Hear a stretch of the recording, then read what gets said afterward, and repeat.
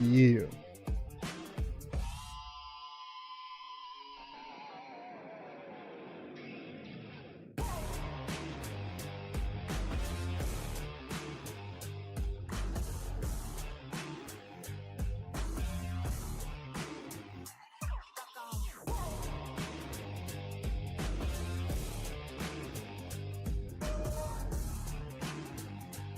Thanks for that follow, Tom.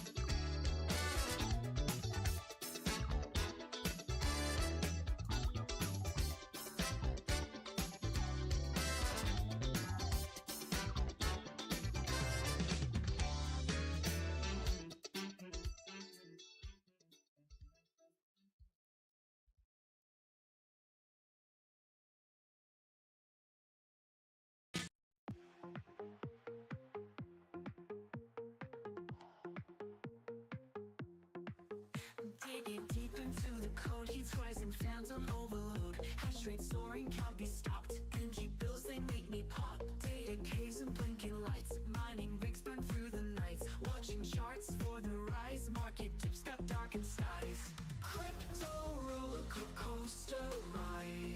Proof of work we won't hide. Bull run comes, we reach for stars. Melocoins vanish, crypto wars.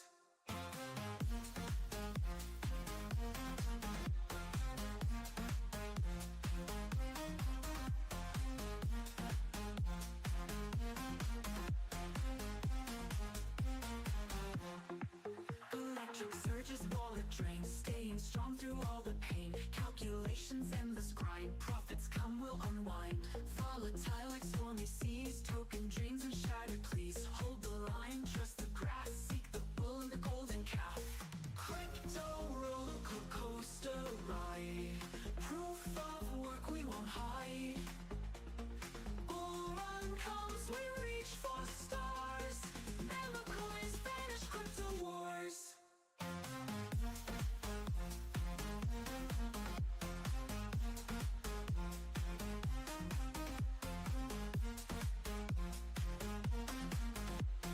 Melocoins vanish, crypto wars.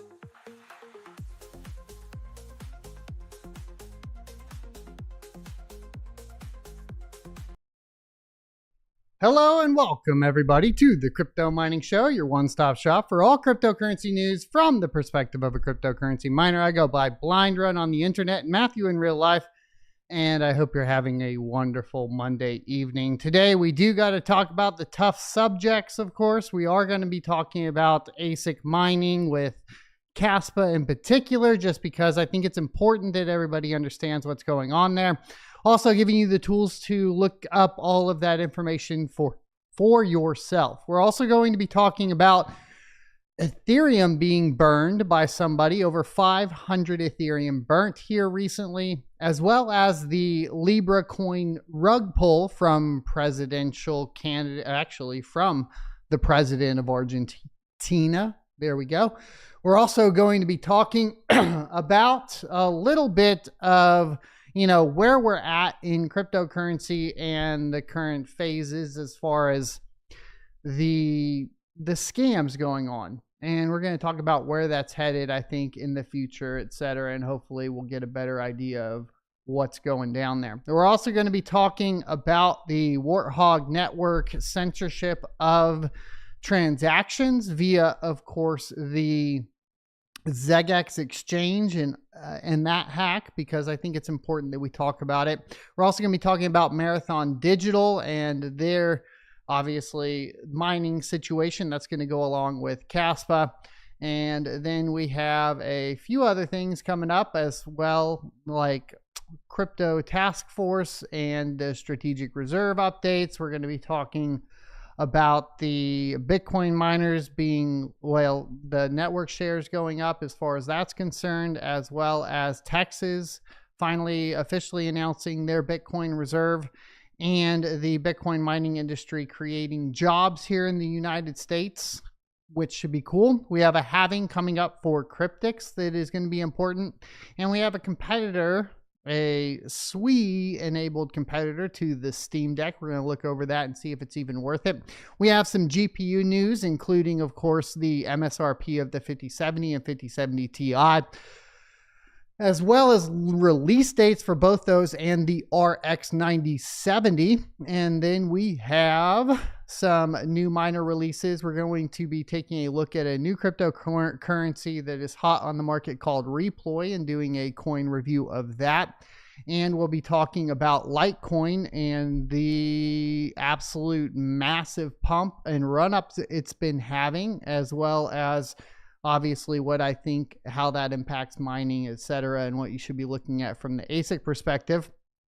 And then finally, we are going to be reacting to Upper Echelon, a YouTuber that doesn't typically cover cryptocurrency, but in this particular case has covered the Bitboy Meltdown.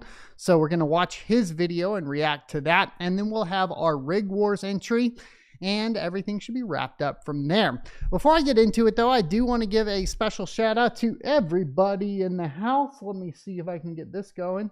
Everybody that's joined Locals, thank you guys very, very much. You can head on over to sonofatech.locals.com to directly support the channel. I do realize it's a little echoey in here. I'll be working on that. Obviously, we just moved our setup, so there's a little bit of growing pains as far as that's concerned. Literally growing, as far as the studio is way bigger than it used to be, so it's way harder to sound deaden, and that's just kind of the way it is. But I want to thank everybody that supported over on Locals. It allows me to make this content without having to be beholden to any sort of sponsorships, which allows me to have less biased opinions. Of course, I will have my disclosed bags that will influence opinions here and there, and hopefully I can work around that in the most ethical way possible. Other things, of course, is going to be saying, hello, Rusty. Welcome to the stream. Savage, White Zero, welcome to the stream. Crypto Crag, good to see you here. Frank Tetro, Integra Guy, Vinny, Georgie, Kyle, and of course, everybody over on Twitch. I didn't catch everybody over there yet, but we'll see it going through. A couple things going on in chat, I guess, says sell me your cash cheap. I don't think they were going to be selling any Kaspa. I think now would be the time to get close to buying it, but we'll talk about that more later on. Vinny says, as soon as you think Bitboy hit rock bottom, there is another video circling the drain. Yeah, and I mean, the ultimate goal as a cryptocurrency content creator is to not end up like Bitboy, I suppose. I think part of that is working alone. I'm not going to lie. I feel bad for the guy, to be honest, but we'll take a look and watch the video and see if we still feel bad for him or not. Let's go ahead and hop into the first topic. Crypto funds are burnt. Specifically, oh my gosh, look at this. It did it again to me, but that's okay. I can fix that really quick. Boom, and ready. So, an individual referred to as Huli Z, I think, a Chinese programmer entrepreneur, has reportedly burnt 500 to 603 ETH worth approximately 1.38 to 1.65 million US dollars and donated over 2,000 ETH to various charities. These actions were accompanied by messages on the blockchain alleging that CEOs of Quande Investment, Feng Xin, and Yuzi, I can't pronounce Chinese, I apologize, used brain-computer weapons to control and persecute employees. The accusations have stirred significant discussion in the crypto community, though they remain unverified and speculative in nature. You can go onto the blockchain and take a look at it yourself. And it's a really interesting story that is developing. I don't have a ton of opinions on it in particular because, one, I'm not Chinese, and so I'm not familiar with these companies or anything going on with them in particular. And two, I don't track Ethereum too closely anymore these days. Obviously, from the cryptocurrency perspective, holding all that sort of stuff, you could say that the burning of ETH is going to essentially be able to drive the price up a certain amount, but I don't think that that is something that's actually happened. Let's go ahead and take a look at coin market cap, and we will take a look at Ethereum here. I guess we've had a little bit of a run up here, and it is sitting at $2,700. Obviously, if we put this in comparison with Bitcoin, you can see that essentially Bitcoin should be okay. So ETH is in the blue right now. We are seeing it trade above there. If we go to the 1 year, I believe, yeah. So if you go to the 1 year and you get a real idea, it's so far behind Bitcoin at this point. It's been a huge disappointment. A lot of that has to do, of course, with the Ethereum Foundation's donations to non-crypto, specifically non-even Ethereum-related projects and nonprofit organizations.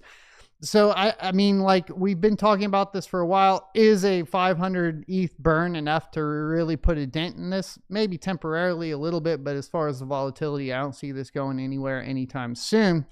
The big question I think everybody has is like, what happens when institutional money starts flowing into Ethereum? A lot of people say that obviously Ethereum has a higher security than an option like Solana, for example, and therefore will be more appealing to institutions.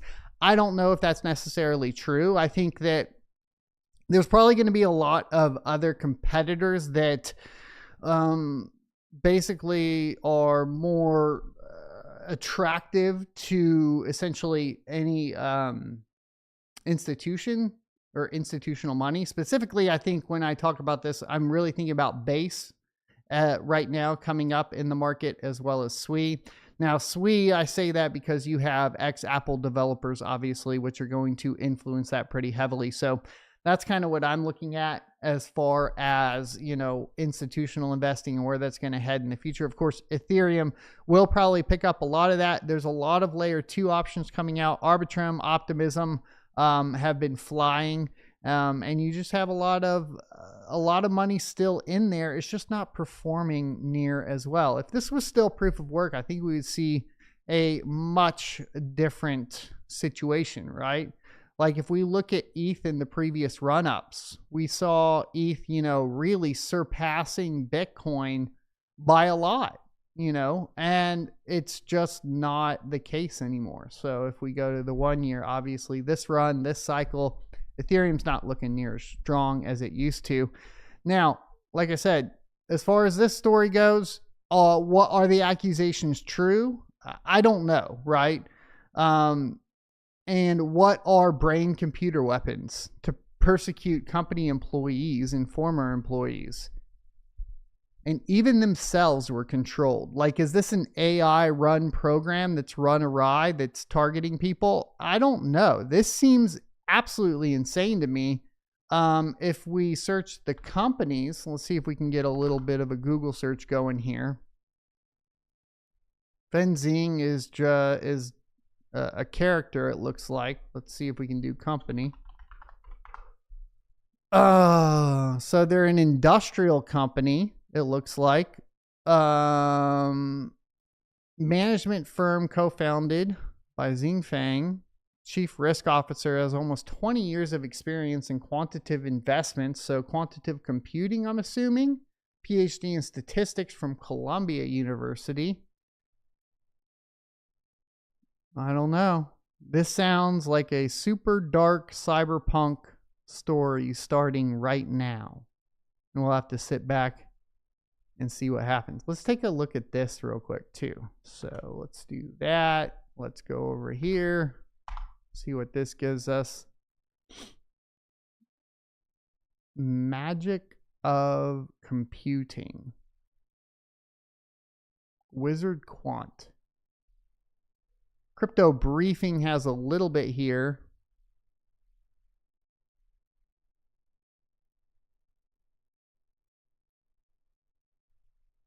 It doesn't give us any more information that we got off of Google AI.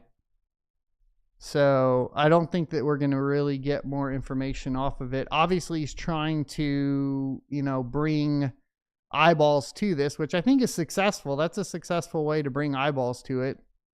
It is Wizard Quant is the company, it looks like. And they are a full-service quantitative hedge fund in China based on advanced research, trading, and asset management. Sustainable profitability in domestic futures, stocks, options, and other mainstream markets. And it was founded in 2014. We already read his background. And then there's a couple more here as well. Yeah, I don't know. It looks like they're hiring too. So mind control devices from Wizard Quant. That's what we're looking at. Psh, you got me, boys. Is there a way to get your money back from Xeggex? No. That's why you never hold your cryptocurrency on an exchange. I'm sorry, sir. It's just the way it goes. ETH is not strong because they keep selling it when it's going to the moon. Yeah, well, they're selling it via the foundation so they can get tax breaks on it, right? It's about as corrupt as it comes at this point, in my humble opinion. But what can you expect from a PDF? I don't know what to tell you. I'll say it. Libra coin is a cryptocurrency that just launched this past week. And wow, a lot of stuff going on with it. It was founded, of course, or created by the same team that created the Melania token. I don't know if there was any relation to the Trump token too, or if those were two separate teams. But they definitely have a similar chart pattern. This chart pattern obviously is the typical slow rug pull chart pattern. This one was accelerated quite quickly within 6 hours. This story is pretty insane when you start digging into Mr. Portnoy, the pizza barstool guy, his promotion of the token, his own purchase of the token, and loss of funds, and that were then refunded. It's pretty crazy. So the Argentinian president, Javier Milei, endorsed the cryptocurrency Libra, leading to a surge to nearly $5 per token. This investment, or this endorsement, preceded a market crash, wiping out over $4.4 billion in market cap. Investigations revealed that Libra was linked to previous scams, including Melania. Following the collapse, Binance founder CZ pledged to donate 150 BNB, approximately $100,000, to support the victims. Amidst fraud allegations, Milei now faces calls for impeachment. Now, there was even crazier stuff going on with this, because essentially you had, and we'll see if we can find the Portnoy guy here. He had essentially, here's his tweet. This is the latest, by the way. Before this, essentially what had happened is the creators of the token had donated to Dave Portnoy, and then essentially gave him about $5 million worth. And then when the token launched, he also purchased another $5 million. And then directly following that, let's see if we can pull this up on here so we can give you guys the timeline, because this is insane. So, yeah. Is this it? This doesn't even look it, right? No, I don't know which one it is. Libra on, I got to find the contract, I suppose. This is a different one, isn't it? Is it this one?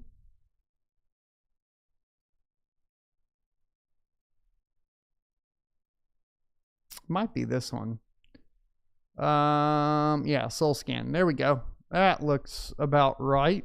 And this was yesterday. Yeah. Or today, right? Yeah.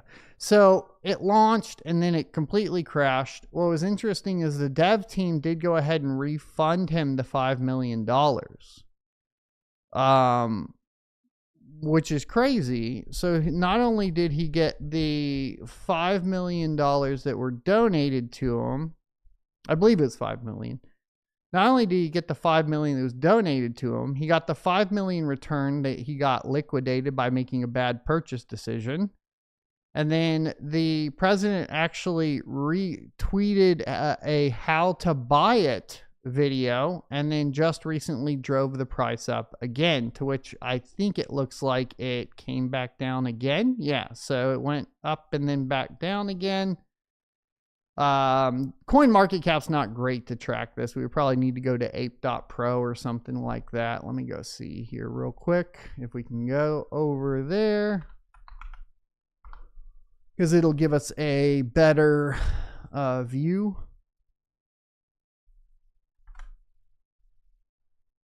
There we go. Yeah, there. Well,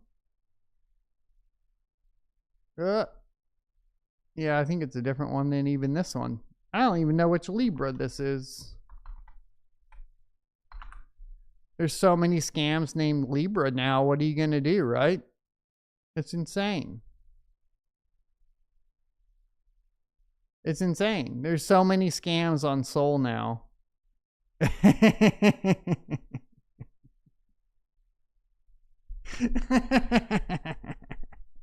can't even find the original contract.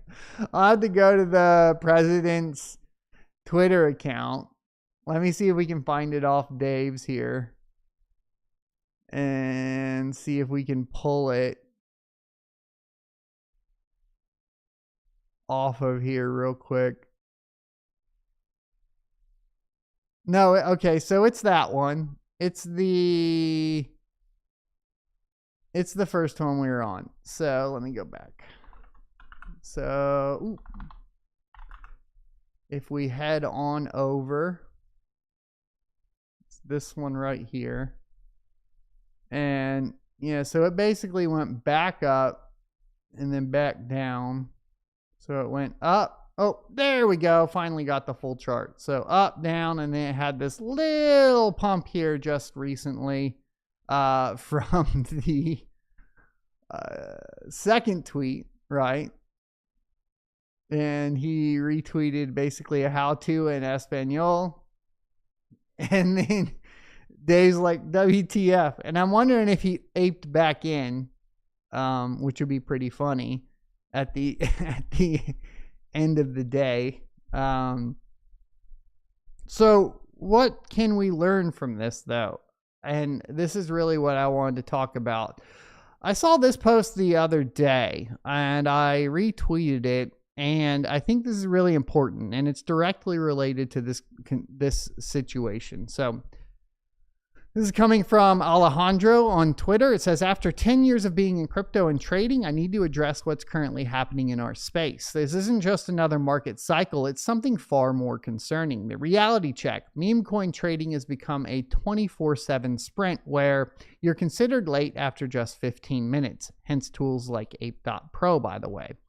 Holding for 6 to 12 hours is seen as long-term. Hence, of course, tools like ape.pro. Every new token launch feels like a trap. Let's be honest about what we're seeing. The speed. These aren't market cycles anymore. They're market seizures, where you need to be glued to your screen every second just to avoid being late. Something's fundamentally broken. The scams. The number of rugs, honeypots, and outright fraud is staggering. It's not just about doing your research anymore when you have minutes to make a decision.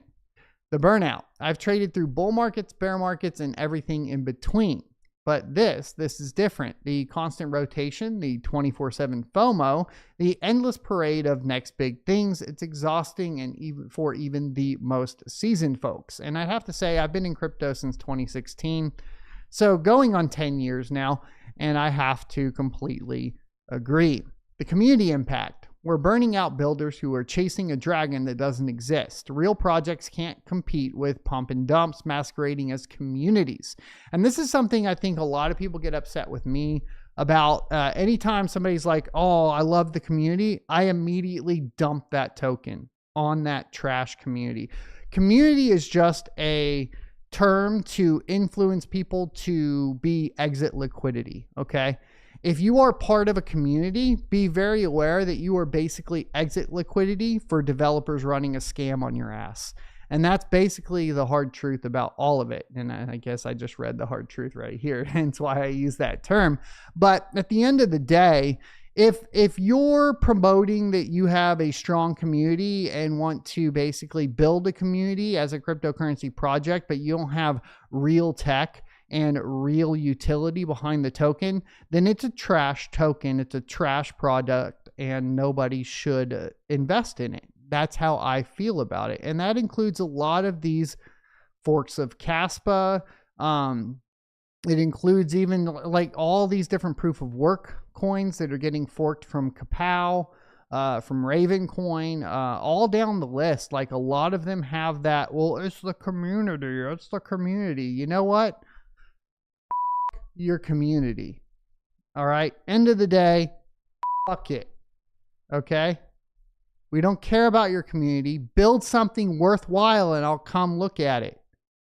Tell me that your community is great and I'm going to ignore your project from here on out. Okay? Done. I'm done with it. Here's the hard truth. It's not sustainable, and I completely agree with this. We've talked about this before, but we have a very, very different bull run on the horizon, okay? And the thing is that we have more coins than available liquidity by a large margin.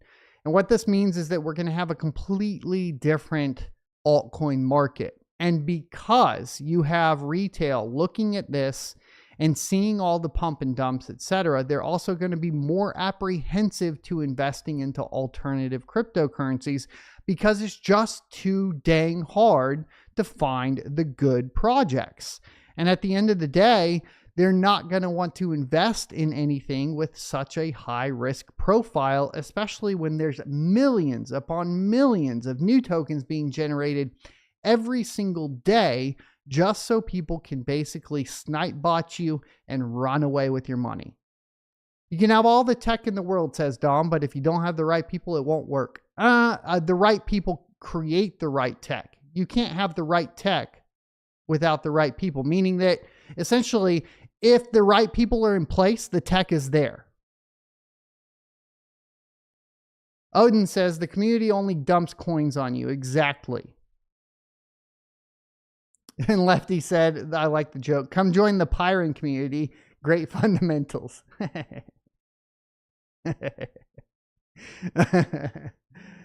Oh, man. Liquidity is going to meme coins, says Crypto Crag, and retail is broke. Eggs are $7, milk $5, and a box of crackers is $6, and it's insane. And yeah, I mean, at the end of the day, you're not wrong. We are in a position where there is less money in retail for people to be dumping on cryptocurrency.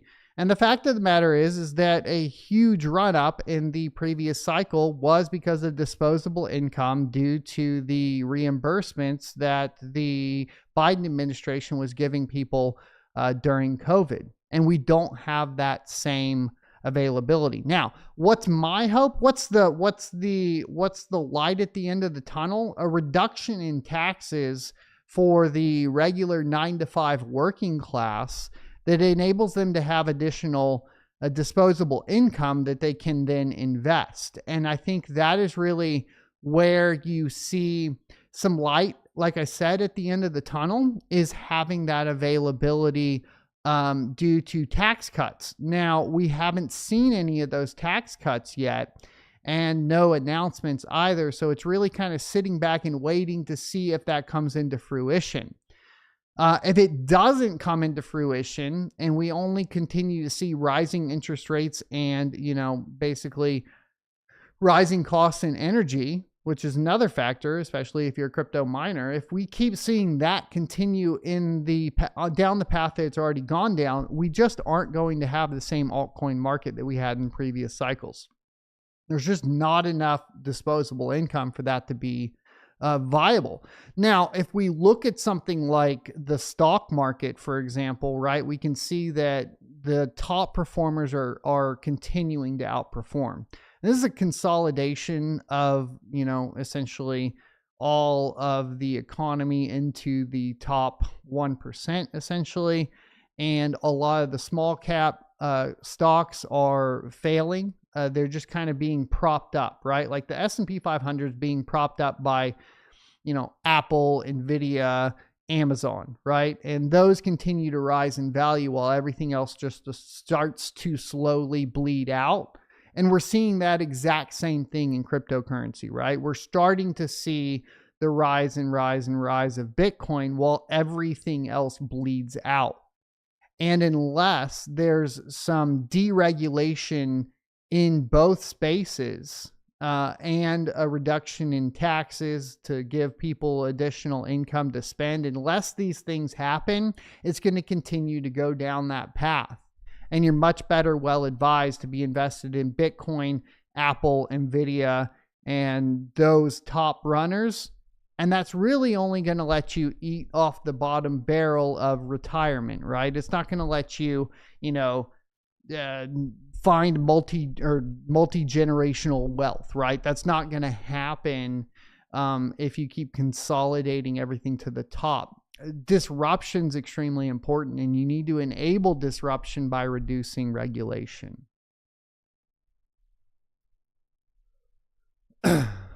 So let's go ahead and take a look at, I think we had a few more things from Portnoy, but we're going to avoid him now.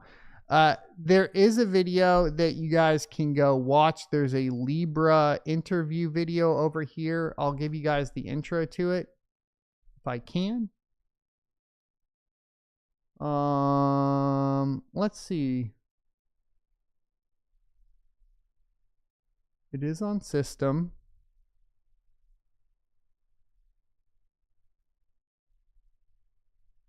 Well,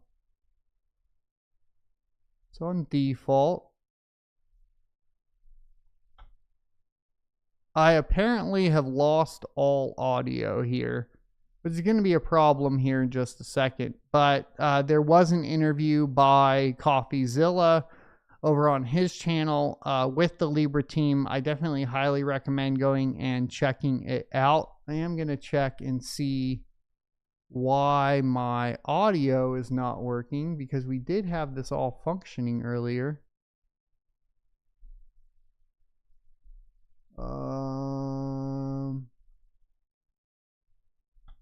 Let's see. So give me a second, boys.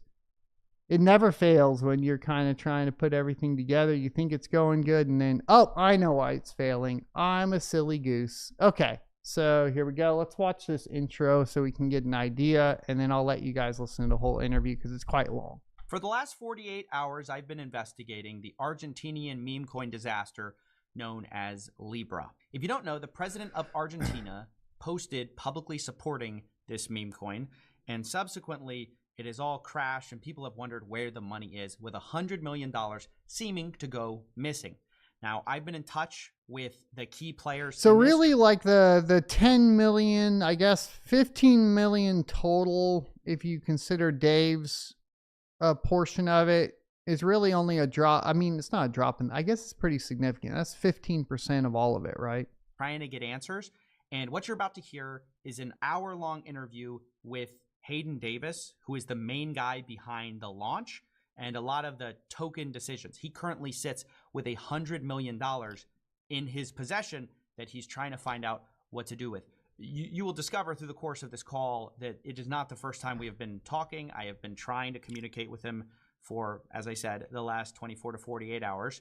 And this is not the interview for like pushing from my view, because I wanted to get information. I feel like the biggest thing we're missing is answers. I do think that sometimes CoffeeZilla pushes really, really hard, and it shuts down the capability of being able to get the information out of the people, right? And you really don't have to do that, because at least what I've found, right? Like the interview with Radiant, for example, surrounding the entity. I mean, most people will just tell you if you just sit there and let them tell you. And then you let the audience decide. I've found that at least my audience in particular is extremely intelligent, and they can figure it out for themselves. I don't have to handhold you. I can give you my opinion, right? later on, there's different mediums for that. But when we're actually listening and trying to get information, being combative doesn't help you get that information, right? And so I was just listening a lot of this call. I do think we got some incredible admissions, but I wanted to say it's not my characteristic, like, scammer. And that was by design. The guy was very skittish from the beginning. And so I didn't feel like that was an appropriate kind of reaction. Everyone's going to have their opinion on this guy either way based on what you hear. But I thought a more like neutral approach, just letting this guy talk. It is the first time he's talked since he issued like a statement on Twitter. There was like a minute.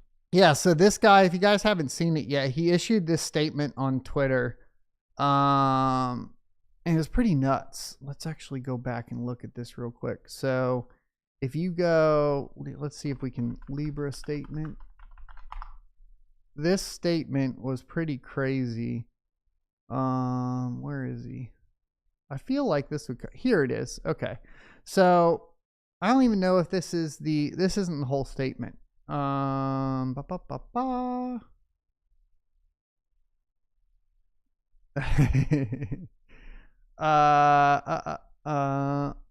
There it is. Okay. Addressing Libra. Here it is. Let's go ahead and take a listen to this, guys. And then you can go watch the whole CoffeeZilla post as well. We're not going to react to the whole thing there. What's interesting about this, and I'll let you guys have your opinion on it. It's pretty crazy, all of the admission here. I feel like if you watched FTX, for example, and you watch that go down and you participate in crypto, you would know this is exactly what not to do. You need to essentially lawyer up and shut up, right? My name's Hayden. I know there's tons of frustrations. I've had tons of crazy text messages on my phone. I'm here to set the record straight, both because there were things that were in and out of my control. I was only a part of what's happened with Libra, but also I want to just shed a little bit more light and let you guys at least see my face, because a lot of people that have been involved with this launch have gone either silent or are nowhere to be found. And I want to make sure this happens a lot. And sometimes I wonder, like, accountability and how much essentially how much intelligence these individuals have as far as what is right and what is wrong. It's kind of like this. You know, a lot of people will talk about, for example, the evils of watching pornography, right? And it's usually, the reason I use that term, right? Or cornography, let's do that. But the reason why people are, warn you about things like corn or drugs, right, is eventually it's like a slippery slope. Not the argumentative fallacy, but essentially the idea that you basically start here and then it gets slippery and you find yourself in addiction that comes out of hand, right? Goes out of hand. I think that's what we're seeing with a lot of the meme coin devs, right? They launch a token. We've made it so easy to where anybody can kind of do it. They make some money off of it, and then they do it over and over and over and over again, and they become desensitized to the ethical ramifications that are involved surrounding it, right? Even to the point to where they don't realize that there's an ethical or moral issue with what they're doing. And I think this is something, as a cryptocurrency YouTuber, I've noticed over many, many years. It's why I'm extremely careful surrounding all this sort of stuff. Even with like taking ASIC miners for review, or promoting a specific project, or, in return for payment, I'll never do that. All these sorts of things I avoid, because if you don't avoid those things, you end up, like I said, like in this slippery slope where your ethics become essentially eroded at the very base. So your ethics and principles surrounding it, especially as a content creator, should be first and foremost above anything else. To the point to where you should be willing to work at McDonald's over taking a payment to review a coin. That's how I think about it, because it's a slippery slope and you end up, basically ready to go to prison, and probably deservedly so in a lot of cases. Going forward, so that people don't feel screwed over. And I do believe there's actually an amazing way forward if people are open to it. Before I say anything else, I am indeed Javier Malay's advisor. Obviously, I think most of you guys have seen that either on Twitter or some form of social media. I am working with Thanks him for and the his follow team on X, Zurich. much bigger tokenization and really cool stuff in Argentina, and I absolutely back him. What happened with Libra, I think there's many things I could say. There's only certain elements that I could control the launch. Definitely things didn't go according to plan. But rather than share all the details right now, because it's going to be a much longer video, it's going to be a much longer structure, I want to make sure you guys all know I'm a very direct, straight to the point person, and I think there's a very specific way forward here. My intention is every single dollar I've managed to round up, which I believe is every single dollar that's been collected or from fees or farming or liquidate, anything, I've managed to get back. And my intention is to inject everything back into the Libra chart. And my intention is to do that in the next 24 to 48 hours. I'm open if there's a different plan that benefits all of you more. For anybody, especially any crypto leaders that have a structural plan, and a structural plan quickly, I'm very open to figuring that out, but right now that is my game plan. I really honestly I think he doesn't know what to do. Realize all the complexities of what happens with the launch, but I do think people deserve a right to know, and I will be sharing about it in future videos. For now, I wanted you guys to just see my face. My statement will be below, but I think addressing the elephant in the room, which is in the next 24, 48 hours, and unless somebody has a better idea, any funds that I've been able to get back in my possession from all the parties involved, I intend to put right back into the chart and either burn or lock on the liquidity side.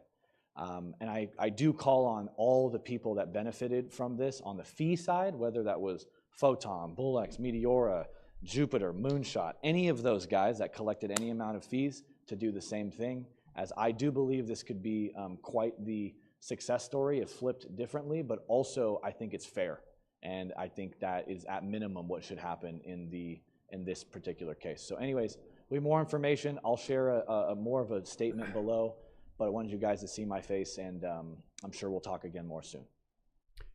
All right, so he also released this statement on the bottom. He was the launch advisor for the Libra token. Now, here's what I'm going to say, because a lot of people might not like my opinion on this, because a lot of people want to say that it's malicious. And I actually think that SBF wasn't malicious either. I know, shocker, right? A lot of people think that essentially, you know, these people are being malicious, and in general, I'm not necessarily sure that's true, even with something like the Hawk Tua coin. I think they don't know what they're doing. And I think that we've made crypto so easy to deploy tokens that we just have absolute idiots popping in, creating these tokens, and then getting sniped on top of working with, you know, actual ill intent individuals that, you know, basically are insiders. I think that this is something that continues to happen and will continue to happen more and more, especially as these types of things become easier and easier to deploy. Now, what do I think a solution to this is? And as I do actually think there is a particular solution when we're talking about creating tokens for utility. And it's kind of funny because it's related to Radiant, right? So first of all, Radiant as a base layer 1, I have a lot of issues with as far as the entity, the slow rug pull by the entity that's been happening over the past course of, you know, the past 6 months or so. But one thing I will say is the tech on the token side of things, where you can make it GPU mintable, is the best way, in my humble opinion, to fairly distribute tokens in one of these projects. Because all of the other ways, like airdrops, etc., those don't work, right? You airdrop a bunch of tokens, people dump them onto the market immediately. You try to sell those tokens, same thing happens. You release them you lock the liquidity, release it, it pumps straight up, you know, within the first 5 minutes, and then it comes right back down. And the nature of this is essentially it's impossible to stop these things from happening when they're so easily done, right? And so I think there are solutions. I think, like, obviously we've seen some of those solutions implemented. They're just not really easy to deploy, but you talk about things like Toncoin, Gramcoin, all those types of projects in particular. They kind of alleviate that with some form of proof of work. It's not really proof of work, but it's minting of the tokens via a physical hardware or a physical device. And I think that is one way that you can help smooth out these transitions, is by basically having that fair launch of a token via some sort of GPU minting. And I think that's something that could be utilized to resolve a lot of these issues. And basically, if it's not a GPU mintable token, you don't participate within it, right? I mean, that's kind of the way I would look at it. It's the same way I look at like mining cryptocurrency in general, unless it's like actively 24/7 profitable. If we're talking about a spec mine or something like that, you're going to be picking projects that are built from the ground up, that have launched fairly, et cetera, right?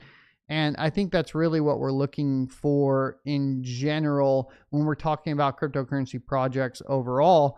And these are the types of things to avoid. And I think moving forward, like obviously we've had Trump coin be slow rugged, for lack of a better term. Really, it's just inexperience and terrible teams running them with basically an inability to control the market that they think they can control at the end of the day.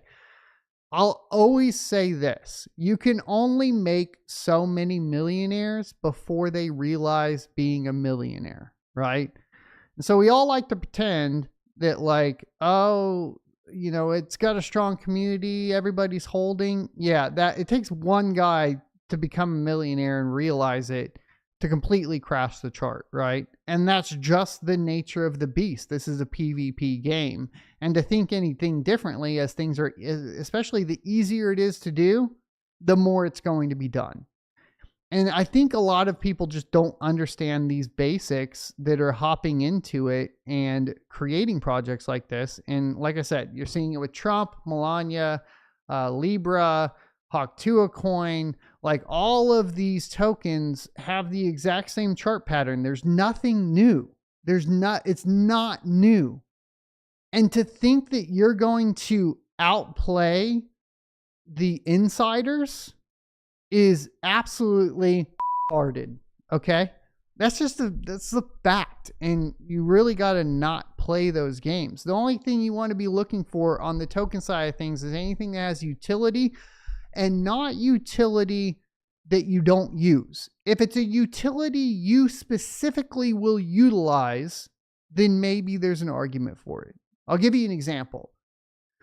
I like utilizing eSIMs and liquidating my cryptocurrency without having to go through some sort of KYC exchange. So Solana had a token release called Anti. I've talked about it before, based off John McAfee. It has full utility and capability of purchasing eSIMs as of right now, as well as purchasing gift cards, etc. I like that. I use that. Do I hold it? No, I hold enough to get the utility out of it that I want to get out of it. To approach it in any other manner as some sort of like long-term investment would be ill-fated. Okay? And that's just really the case in general with a lot of these things. Now, we do have to talk about Warthog. So as everybody knows, I'm a Warthog whale. I've been a Warthog whale for quite some time. I became a Warthog whale thanks to, of course, my purchases of BC250s early on. And those are basically old PS5 silicon that are repurposed for cryptocurrency mining. The advantage that they have on Warthog in particular is that they have a CPU and a GPU on one board. So you don't have to buy a motherboard, CPU, and memory for every single rig, meaning that you can have essentially a higher density in a smaller footprint to mine specifically Warthog, which requires that you have CPU and GPU on the same mining rig. And it's typically anywhere from 1 to 2 per rig. I thought this was a very unique project. Obviously, it is fair launch, which I support, built from the ground up by people who are just passionate about cryptocurrency, which is really cool. Lots of good things to say about them. Unfortunately, we had something come up, and I was really busy, and I finally caught it over the past week. But Warthog decided to make a decision that was very interesting. When Xeggex got hacked, they decided that they were going to essentially lock the Xeggex wallet via a node update. Now, this was not voted on by the community or by miners via hashrate vote, like a BIP32 type vote. None of that was done. This was just implemented by the dev team, and then they said, hey, everybody, update their nodes. Now, there's two ways to look at this. One is, of course, well, they didn't ask everybody ahead of time, therefore it's bad, and they're censoring transactions. I tend to agree with this. I'm about 50-50. Here's the other way to look at it, just to give you guys an idea. There is the case in which, as stated here, which we'll see by the official Warthog team, there could be the case or the argument that nobody is forced to update their node, and therefore if you don't update your node, you stay on the old chain. Now, we've heard this argument from Ethereum in the past as well. Unfortunately, the elephant in the room in regards to that particular statement, and I'll tell you right away, is that the devs are only going to support the chain they support, right? Ethereum Classic decided to stick around and some of the devs stuck around, but Ethereum is still Ethereum, and it's not the original Ethereum, right? It's not the one that everybody agreed on, hence why there was a fork. So you can cause these hard forks, but do you have the developers to back it up? Realistically, no. Okay. So to say, you know, oh, well, the community decides by basically deciding whether or not they're going to update their nodes to the official node that the developers pushed and are telling you you have to update to, is a little disingenuous. And I really, I'm a bit offended by that statement in particular, because essentially it's like preying on ignorance, right? So what is the issue with deciding to do this? Obviously, it demonstrates that the Warthog development team has the capability and the willingness to censor transactions and to lock your wallet without your consent. And that's what this demonstrates at the end of the day. Now you could say, okay, well, they did the right thing. They did it for the good of the people. That's how bad things always start. Every single time you have basically a bad situation arise, let's take the Nazi party, for example. It always starts out, we did it for the good of the people, and they are, oh, they're such good Christ-like figures, and we should just trust them. No, don't trust, verify, mother. Okay. So here we go. Here's the official statement from them now that we got my opinions out of the way. They said, about a week ago, the Xeggex exchange was hacked. We were given little detail on the situation, and rather than simply hoping for the best, the Warthog development team acted swiftly to develop a plan aimed at protecting funds on Xeggex Warthog wallet. To do this, Warthog presented an option for network and node operators who wanted to place a temporary hold on the Xeggex wallet, preventing further unauthorized withdrawals while the Xeggex team worked on a fix. As always, it was our wish to protect Warthog users from negative implications. We apologize that this time we took quick action without doing proper upfront discussion and voting, which was criticized by some parts of the community. However, the huge support of node operators switching to patched node can be seen as a vote in favor of the patch. Now, here's another problem with that, right? Like if you're running a Docker version of the node, a lot of people will automatically run a Git pull for any updates that are submitted to, of course, the GitHub, and then automatically update. I mean, I know I do that with my nodes, right? Maybe I need to stop doing that. I think actually I need to stop doing that, to be completely honest with you guys, because nodes voting in this particular case is the only way to prevent things like this in general. Still, in any future emergency event where developers believe blocking potential theft or mass network damage is necessary, we will label these updates so node operators understand that choosing to run the new version is their vote to create a potential fork. Now, here's my question. Of course, I think that node update wasn't labeled either, which is what they're pointing out here, which is obviously a problem. Now, they did talk about it. They tweeted about it, to be fair, but you would have to put 2 and 2 together. And I think also it's unfair to assume that everybody's putting 2 and 2 together. Like I said, you could have auto get pulls and updates going on. If they do not agree with the changes, they should not run the update, and this will lead to a fork such that the market can decide which chain gets more support. We will also give more time for discussion on the implications. With Xeggex now back online and gradually resuming normal operations, the Warthog team has released node version 0.80 or 0.8.0 yesterday to remove the temporary hold on or at specific block height, blah, blah, blah. This reverts Xeggex fund protection and gets us back to normal operation. Now, Xeggex is not in normal operation, okay? Xeggex is specifically in damage control operation with the potential of not continuing service, right? They're opening up purely for you to get your funds out. Let me say that again. You should approach Xeggex as, right now, opening up to let you get your funds out.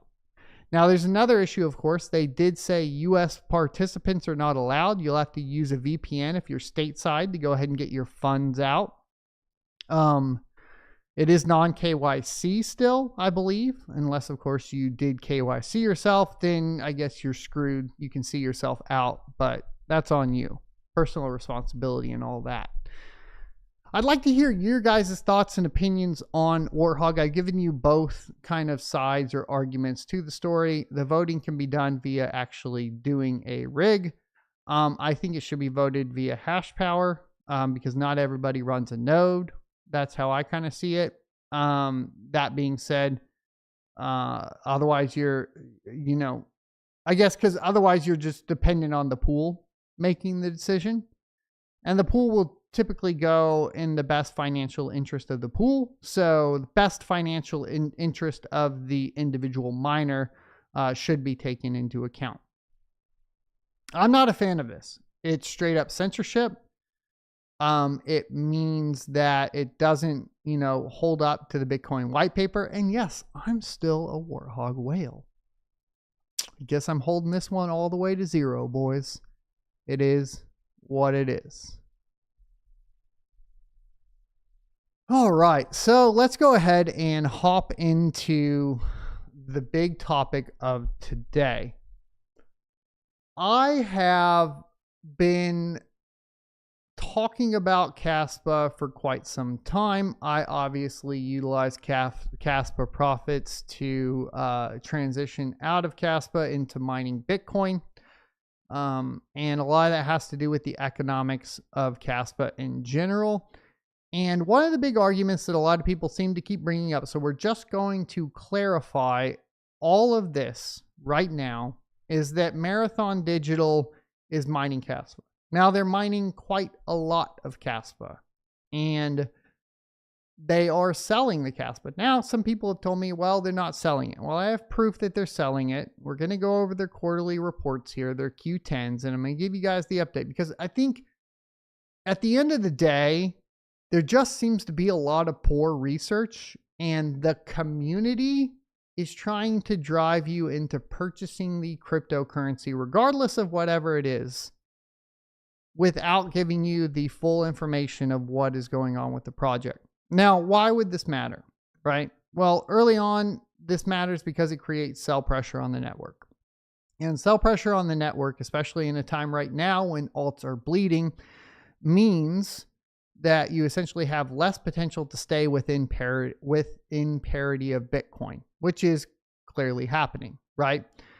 And a lot of this has to do with the straight up fact, I think, as CryptoCrag said in chat, that, people would rather hold Bitcoin than Kaspa. And that's just, it's not, it doesn't mean Kaspa's bad. It just means people want to hold Bitcoin more than Kaspa, and to lie to yourself and say that it's any different is only hurting yourself and only making you lose some f***ing money. So why would you do that? Why would you do, for the community? Again, with the community? Shut up. We get a reality check here, guys. Mining is a business, okay? You run a business as a miner. Your job is to remain whole, generate revenue, and pay your gosh darn power bill. That's your job. All right? Your job's not to hold the cryptocurrency until it maybe goes up, maybe sort of kinda, and then you watch that thing dive into the freaking dirt and you can't make your money back. That's not your job. You have a specific place in the market as a miner. All right? So where we really have to start is here.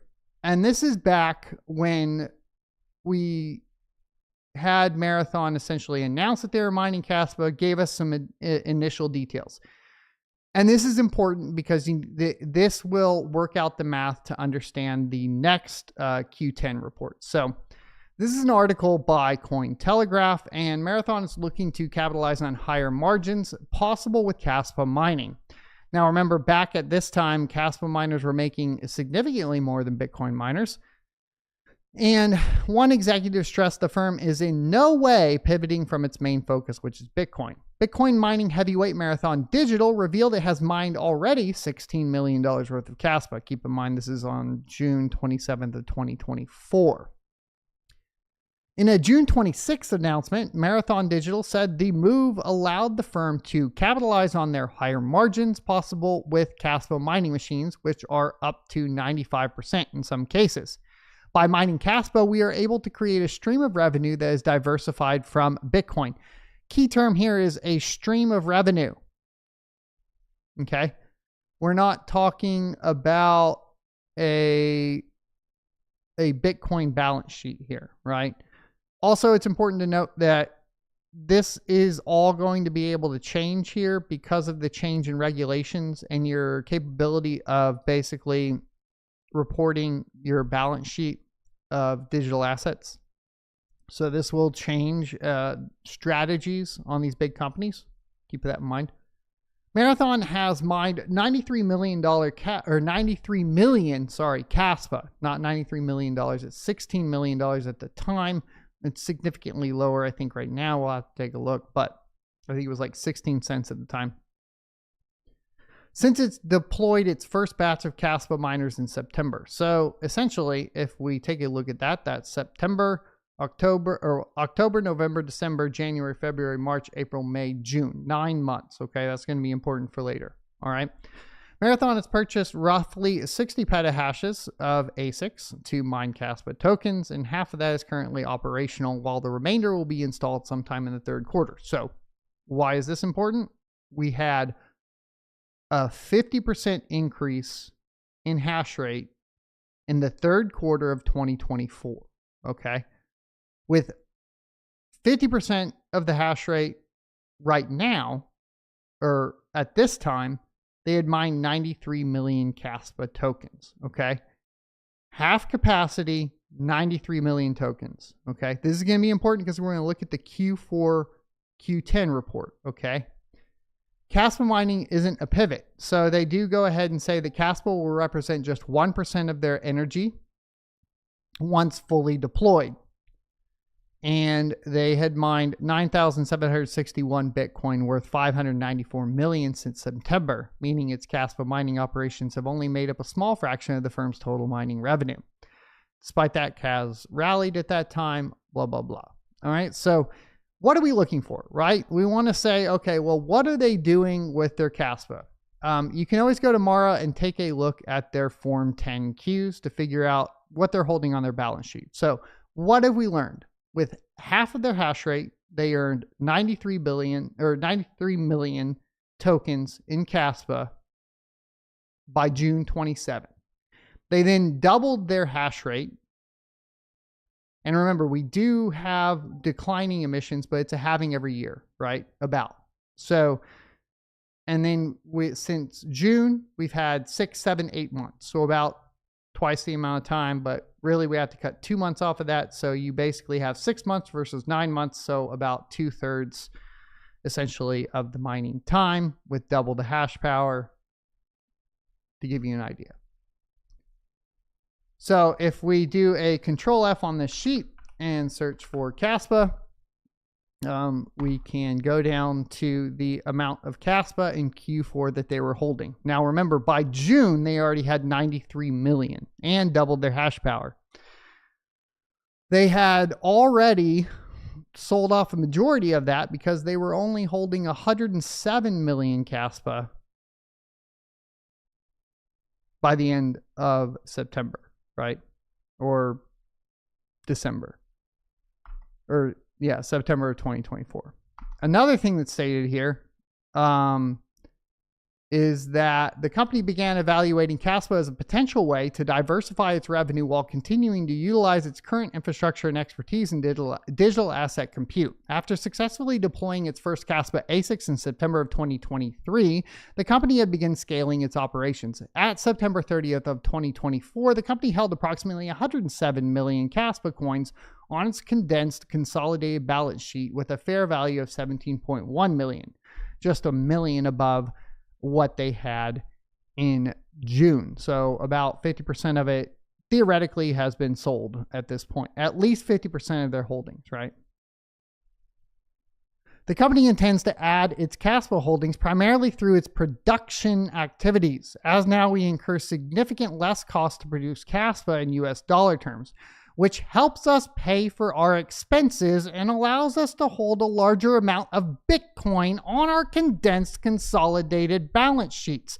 They're telling you that they're selling Kaspa to hold more Bitcoin. So keep that in mind, right? They're literally telling you that they've doubled their hash power, and they only have 107 million on their balance sheet. Okay. So if you want to really see what's going on, Mara is selling their Bitcoin. Is that bad? So let's get into this, right?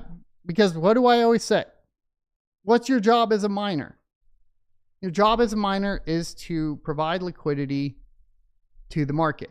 So in general, this is not a bad thing. This is just a reality, right? This is Mara's place. So what has to be in place to counteract that? There has to be adoption, right? Now, what is Kaspa doing for adoption? Well, they're clearly doing things like creating essentially their ERC20 competitor. They're, creating DeFi, all these sorts of things.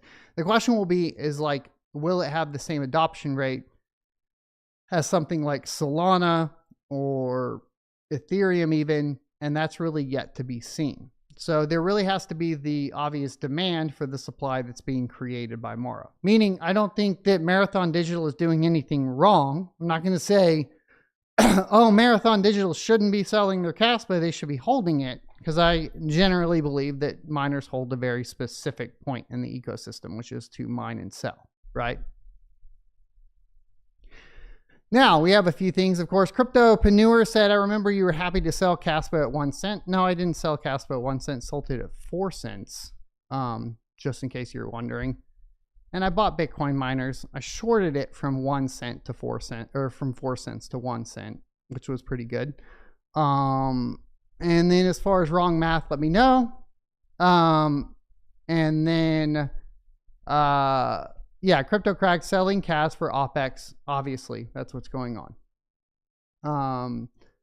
And then Nate says, Mara mining Kaspa to sell is going to be the biggest flop in history. I don't think so necessarily. Here's why. Because you have one of two ways for this to go, right? You either, so if you're a miner, there's two ways the Kaspa goes. Either Kaspa gets no adoption they run out of emissions and the miners are worth nothing, in which case, well, they used it to increase their Bitcoin holdings and they're winning, right? Or the price of Kaspa goes up significantly due to the fast emissions, okay, and significantly increases the price, and the miners that Mara has are making more money, in which case they're still good.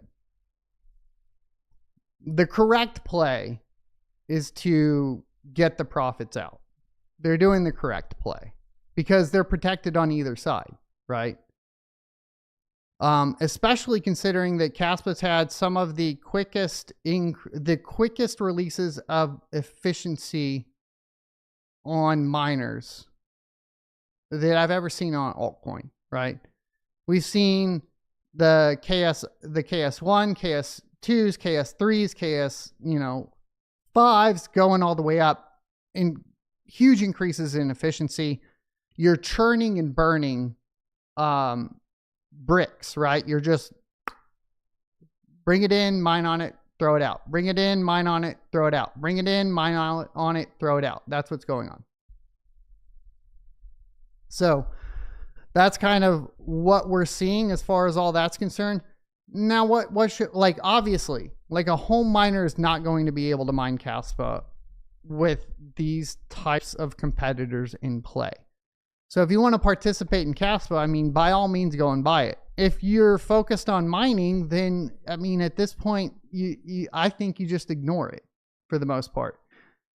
There is the case, of course, like I've said before, buy a couple really cheap ones when they're cheap and sit on them. That's the same for Bitcoin, though. It's really no different, right? Geek of All Trades says, got to pay the bills, and if you can't do that while holding your long-term bag, that's the goal, or should be at least. Right, and if you're a large company, what is, like, do you want to be holding Kaspa, or do you want to be holding what essentially Strategy, Michael Saylor from Strategy, is continuing to make large purchases of, right? Not to mention Bitcoin strategic reserves at a national level, at state levels, all that sort of thing. It's just a smart financial decision. It's not rocket science here. Okay. So, let's talk about that. So we're going to talk about the U.S. Crypto Task Force to focus on delivering national Bitcoin reserve. So the Federal Reserve could issue debt or sell some of its gold reserves to fund purchases of Bitcoin, the report said. The U.S. Crypto Task Force will focus on delivering a national Bitcoin reserve, the report said.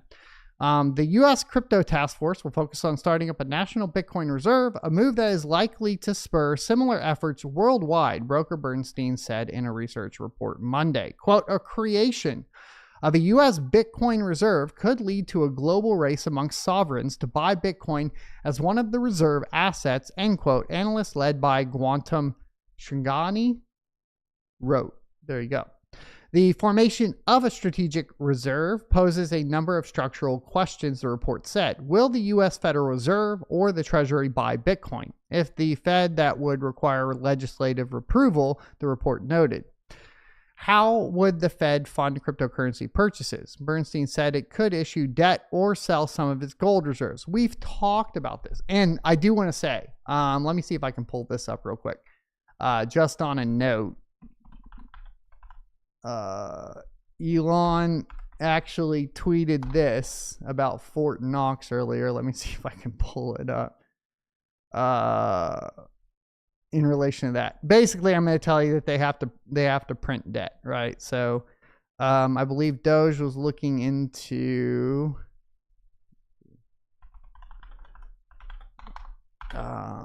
Fort Knox.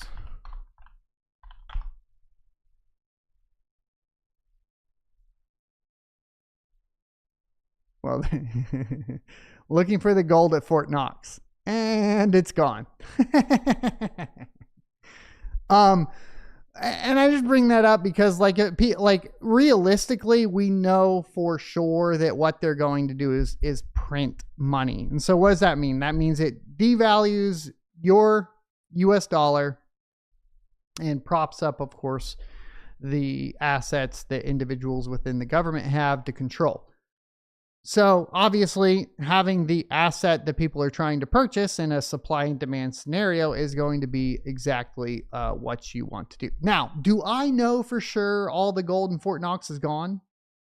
Not necessarily. I know that the US dollar is no longer backed by gold. I know that we have sold a lot of it. And I know that even if we have gold, they aren't going to want to get rid of it. It's a lot easier to just print money out of thin air, buy up everybody's Bitcoin, and control it all. So I think that's the strategy that would be utilized, which means I think that we will only see inflation get worse. And the only way to protect yourself is with, obviously, assets, including Bitcoin. Crypto Crack said it will be interesting if you can actually get an audit of the gold. I think that would be really interesting too. So I answered that question as far as what they would do. They're going to print money, right? It does say the U.S. government could add the $20 billion in Bitcoin it has seized from criminal enterprises to any national reserve. The report added, I think that this will be part of it by and large. I think that's where they'll start. I know some people said, oh, they can't use it if it's used in crime. Yeah, BS. I'm sure they can. And then, hey, good news, cleans up the Bitcoin, right? The broker noted that the Trump administration also announced the creation of a sovereign wealth fund. Now, of course, that's completely separate. We talked about the sovereign wealth fund. We thought it was going to be the Bitcoin Strategic Reserve announcement. It was not. That sovereign wealth fund can hold alternative cryptocurrencies. However, it looks like it's primarily there to hold foreign stocks like TikTok. At least that's the only thing that's been officially announced. You can watch my video on why I don't agree with that at a later time if you're interested. Now, such a fund would consider key U.S. crypto companies and market leaders as strategic assets to own, Bernstein said. Investors should position themselves for the next leg of the bull market across Bitcoin and Bitcoin-linked equities. What's been amazing is we've had more and more time to basically accumulate miners and cryptocurrencies because we've seen the largest delay in the bull run, I think, in a while. Now, obviously, we still had that 18-month mark from the halving, and that's not going to be until December or whatever coming up, but we should be, I think we should be historically a little bit higher. We haven't really hit that first full pullback, and so there's still some time if we're looking at past to determine future. And like I said at the beginning of the show, there's a lot of external macroeconomic factors that are going to impact this, such as people just not having money to invest, right? And that's a problem. Dario did say, yes, I talked about that last week, I believe. The FTX refund is coming. I said I'm not necessarily sure it causes a pump, right? I mean, people are hurting for money. If you get a payout from FTX, are you going to inject that into the market that you lost the money on? I mean, a real degen would, sure. And he also said that that will pump the market. Yes, the Bitcoin Strategic Reserve will pump the market. Tonto says, best home Bitcoin miner under $1,000, probably the Avalon, right? But I wouldn't know. I only buy real big boy ASICs for Bitcoin. Sorry. Kyle says, I don't know, with all the scamming, gen population is starting to think all crypto is a scam. Memes have to go. Yeah, I don't, look, here's the thing. And here's how I feel about it all. I'm against regulation. I think that right now we need to have less regulation to basically incentivize innovation, and then that will correct itself out. It's like the more regulation you put onto the market, the less innovation you're going to have. And really, at the end of the day, sure, like you're protecting the lower IQ population, but you're not giving the higher IQ population the ability to basically be inventive. So I think you play towards the highest common denominator, not the lowest common denominator. Like if you're going to appeal to the dumbest people, you're going to have the dumbest nation, right? You're going to have the dumbest market too. Which, to be fair, is kind of what we're witnessing to a certain extent as well.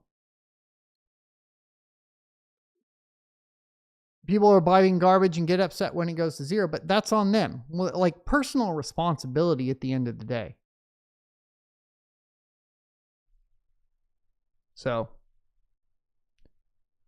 that's how I feel about it. Now, here's what's crazy. Bitcoin's been bouncing around that $95,000 to $100,000 mark for like, it feels like an eternity, right?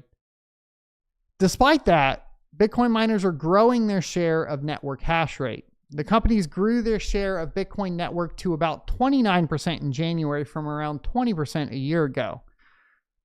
Bitcoin miners listed in the US are growing their share of the network hash rate, and said in a report on Monday. The hash rate refers to the total combined computational power used to mine and process transactions on a proof-of-work blockchain, and is a proxy for competition in the industry and mining difficulty.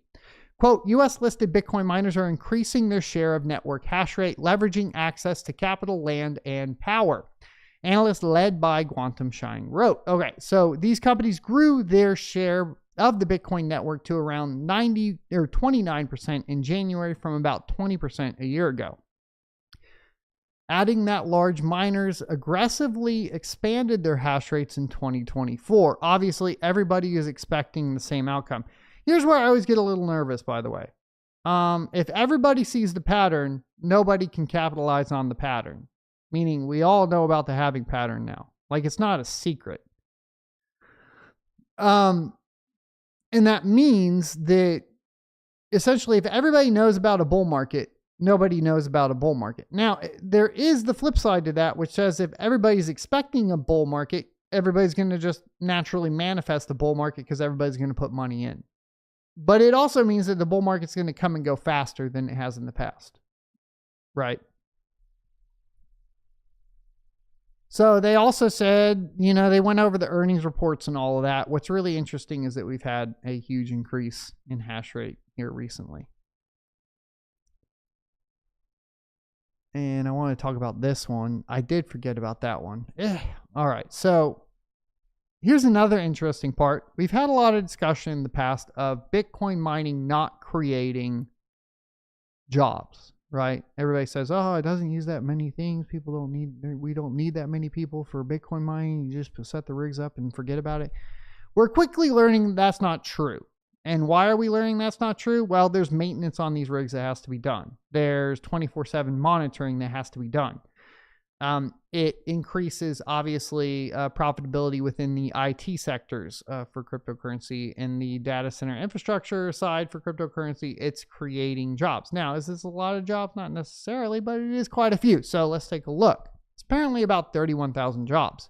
It says, quote, Bitcoin mining companies serve as important employers and taxpayers in their local communities, end quote, the report said on US Bitcoin. The Bitcoin mining industry has already created over 31,000 jobs in the United States, both directly through mining operations and indirectly through supporting industries despite being in the sector, a recently published report found. According to a study conducted by Perryman Group and published by blockchain advocacy organizations Texas Blockchain Council and the Digital Chamber, 12 U.S. states account for the majority of Bitcoin mining activity in the country. Texas had the most jobs created by mining of those 12 states, with over 12,200 jobs created as a direct result of Bitcoin mining in industries that support the mining sector. The report also found that mining activities generated more than $4.1 billion in gross domestic product annually and supported local energy utility infrastructure by acting as a load balancing resource for the electrical grid. Mining infrastructure has taken on new importance following earlier statements from President Trump about the U.S. dominating the mining industry and developing electrical infrastructure for mining and AI data centers to remain competitive on the global stage. We got a really cool chart here as well, showing the employment by state, with Georgia having over 2,000 people, Kentucky having over 600, North Carolina having over 400, North Dakota having over 1,500 jobs, Nebraska having 400, New York having 1,600 jobs, Ohio having 300 or over 300, Pennsylvania having 1,200, South Carolina having 184, Tennessee having 636, Texas having 12,219, Washington have 134, and the rest of the U.S. is about 9,230 jobs just in Bitcoin mining. That doesn't include, of course, the larger crypto sector. During the 2024 presidential campaign in the United States, then candidate Trump repeatedly talked about making the U.S. the crypto capital of the planet and establishing dominance in the AI sector as a matter of national security. Both applications of high-performance computing require significant energy input and additional infrastructure, which President Trump said is a national priority. Trump also added, quote, "We will have power plants built at these sites. That we will be releasing people from certain ridiculous requirements, and we will be focusing or using fossil fuels to make electricity because we are going to have to. We'll be also using nuclear." According to President Trump, dominance in the mining and AI sector requires at least double the amount of energy currently produced in the United States. The high energy requirements have spurred tech companies and mining firms to explore alternative forms of renewable energy generation, such as nuclear power. In October, Google signed a deal with Kairos Power, a nuclear power engineering company, to develop a small-scale nuclear reactor for its AI operations and bring the project online by 2030. Small-scale nuclear reactors are an emerging technology that allow for nuclear reactors to be built on-site and inside of facilities. These small-scale nuclear reactors are small enough to fit in an 18-wheel truck. So there you go, boys, for your mining shed at home. Put on your purchase list, on your buying list, by the way, a small at-home nuclear reactor. There you go. Yeah. Yeah.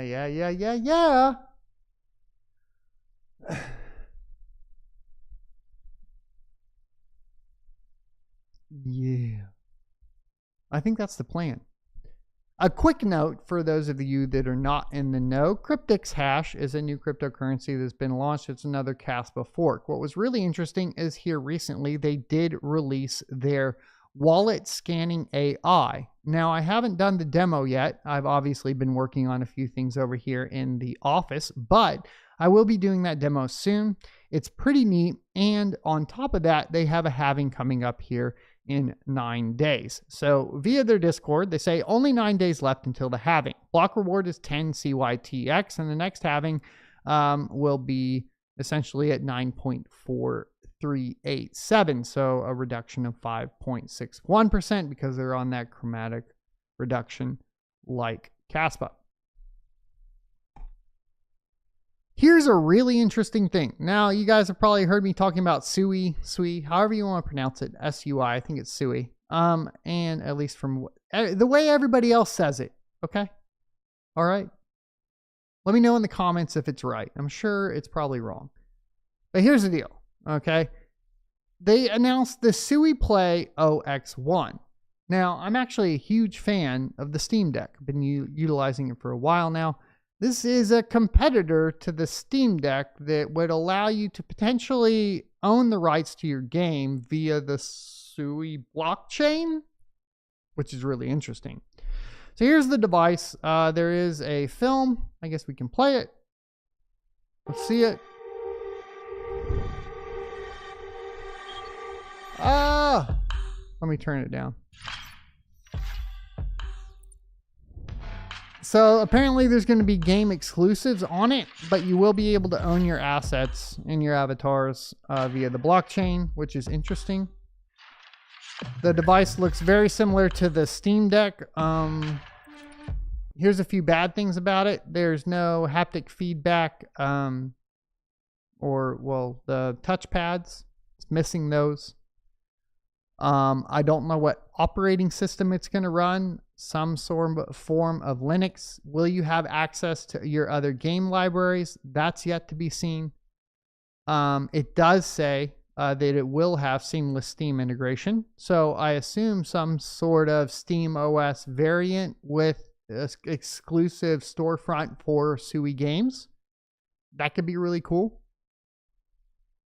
Now, SteamOS, here's the thing, just so everybody's aware, SteamOS is completely going open. So they don't have to work with Steam or Valve directly to gain access to SteamOS anymore. So just because it's SteamOS capable doesn't mean that it was like in collaboration with Valve, right? The pre-order is $5.99. So if you guys want to help me get this for review, you can go over and support on sonofatech.locals.com. All funds from sonofatech.locals.com go for products reviewed on the channel. Anyways, it's going to have a 7-inch IPS screen. Already kind of disappointing if you compare that to the OLED screen on the latest Steam Deck. It is technically better than the LCD version of the Steam Deck. I own both. The OLED is a significantly better experience, especially in the types of on-the-go play you are doing with the Steam Deck. The anti-glare is a lifesaver. So big disappointment as far as that goes. It's got 16 gigabytes of DDR5X, specifically the LP5 version. Now it's going to be shared memory across the whole board. If we take a look at the OLED at 549, the 512 gigabyte version, which would be probably direct comparison to that, I believe it was, where's the full specs? Where's the tech specs? I don't care about anything else. 16 gigabytes of LPDDR5. So we're getting LPDDR5X. So we are getting better memory, potentially better at mining, which is cool. And then let's go over the rest of these. So the battery is a 48 watt to 50 watt hour, 65 watt PD charge. I believe what's the Steam Deck is at. They got that listed here. I looked over this earlier, but then I feel like I always lose it on live stream. It's the pressure. Yeah, it's the same battery. Size. The resolution is going to be higher than that of the Steam Deck with 1920 by 1200. Honestly, at that screen size, it's better to go with a lower resolution for higher frame rates, in my humble opinion. So it doesn't also say what the refresh rate will be. We know the refresh rate on the OLED's 90 hertz. That's a huge bump up from 90 hertz. I prefer that and a lower resolution. So if this is like a 60 hertz IPS screen, it's really lacking in the screen department. This is the 512 model. We're comparing to the 512 model of the Steam Deck OLED. It says the OS is going to be a Playtron game OS. So I assume some variant of Linux with SteamOS compatibility. And then we got the Ryzen 7 7840U on the Steam Deck. We have the Zen 2 4-core 8-thread with the 4. So on this one, I'm going to have to do, well, we can do that right now. Let's just do this because I don't remember off the bat or the top of my head what the actual specifications are. So 8-core 16-thread. If we go to the Steam Deck, we're 4-core 8-thread, so we're getting double the amount there. So that's better. And then as far as so we are getting probably a pretty significantly better CPU. I don't know how they're going to fit that in there because isn't this a desktop grade CPU? It's for laptops. I mean, hey, it might run really hot. But at the higher resolution, better CPU, I mean, then the Steam Deck, worse screen, kind of an odd decision there. They're also sticking with Wi-Fi 6E, which I think if you're really trying to, look, I think, honestly, if you're going to do this, I think that you need to target, like Tesla did, the upper end market. This thing needs OLED, 144 hertz, 1920 by 1200 screen with 32 gigabytes of DDR5X memory, a 1 terabyte hard drive, Wi-Fi 7, Like you need to really come out swinging, right? You just gotta. That's how I see it. Trying to compete on the price point with the Steam Deck, they're already ahead in manufacturing. I just don't think it's a good idea. They're missing the haptics like we talked about. They appear to be missing the touchpads, which is not a great idea. And overall, I'm really just not that impressed. I will try to pick one up for review. The 7840 in a handheld might get really toasty too. I got to take a bio break. I'll be right back.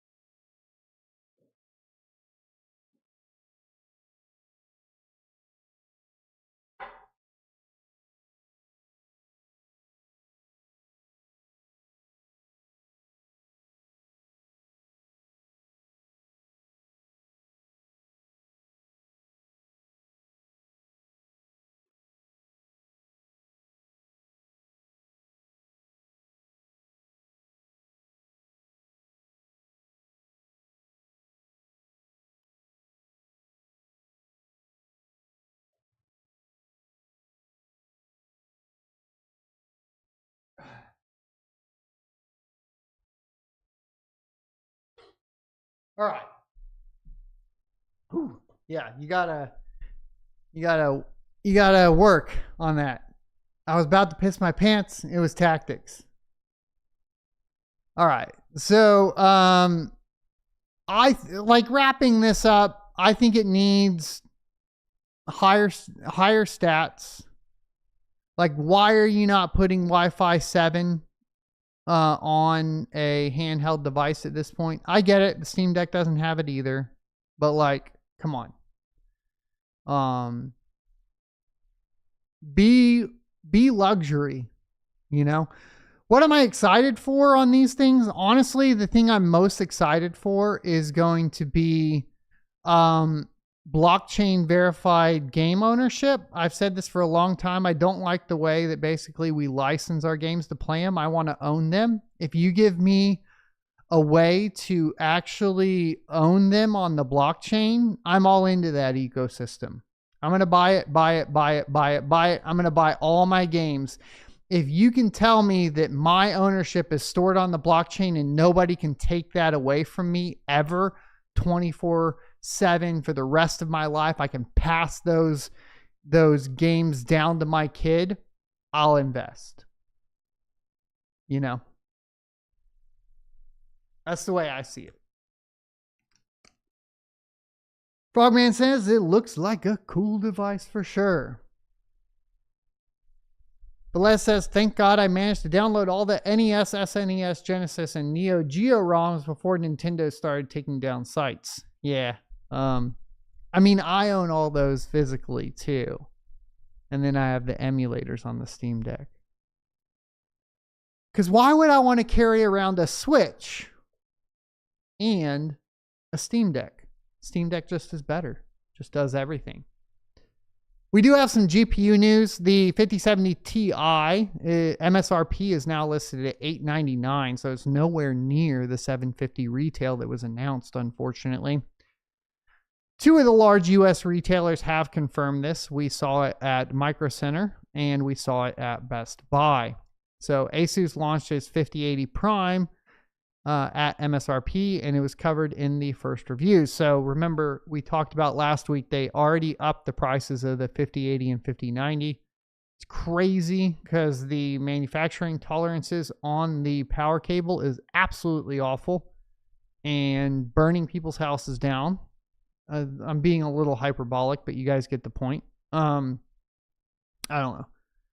Anyways, and then they're upping the price on it. So obviously we're going to have those prices going up on the 5070 Ti. It looks like there's only one releasing at basically the launch pricing, which is the PNY RTX 5070 Ti. And that'll be at Micro Center, unfortunately. So, I mean, Best Buy does technically get PNY sometimes. We'll just have to see what availability looks like. Some reviewers already reached out to us saying that they will have the 5070 Ti Prime reviews on February 19th, so we should see it releasing on the 20th. Hopefully I'll be able to go get one. I can't head to Micro Center that day, I don't think. I got to look at my schedule. But that's that's like what? This week, right? Yeah, I didn't get off, boys. I had a rough week last week, so I did not get off. But we can see. We can see. Maybe I can snag one online. But there you go. It's going to be coming out here soon. It's pretty expensive.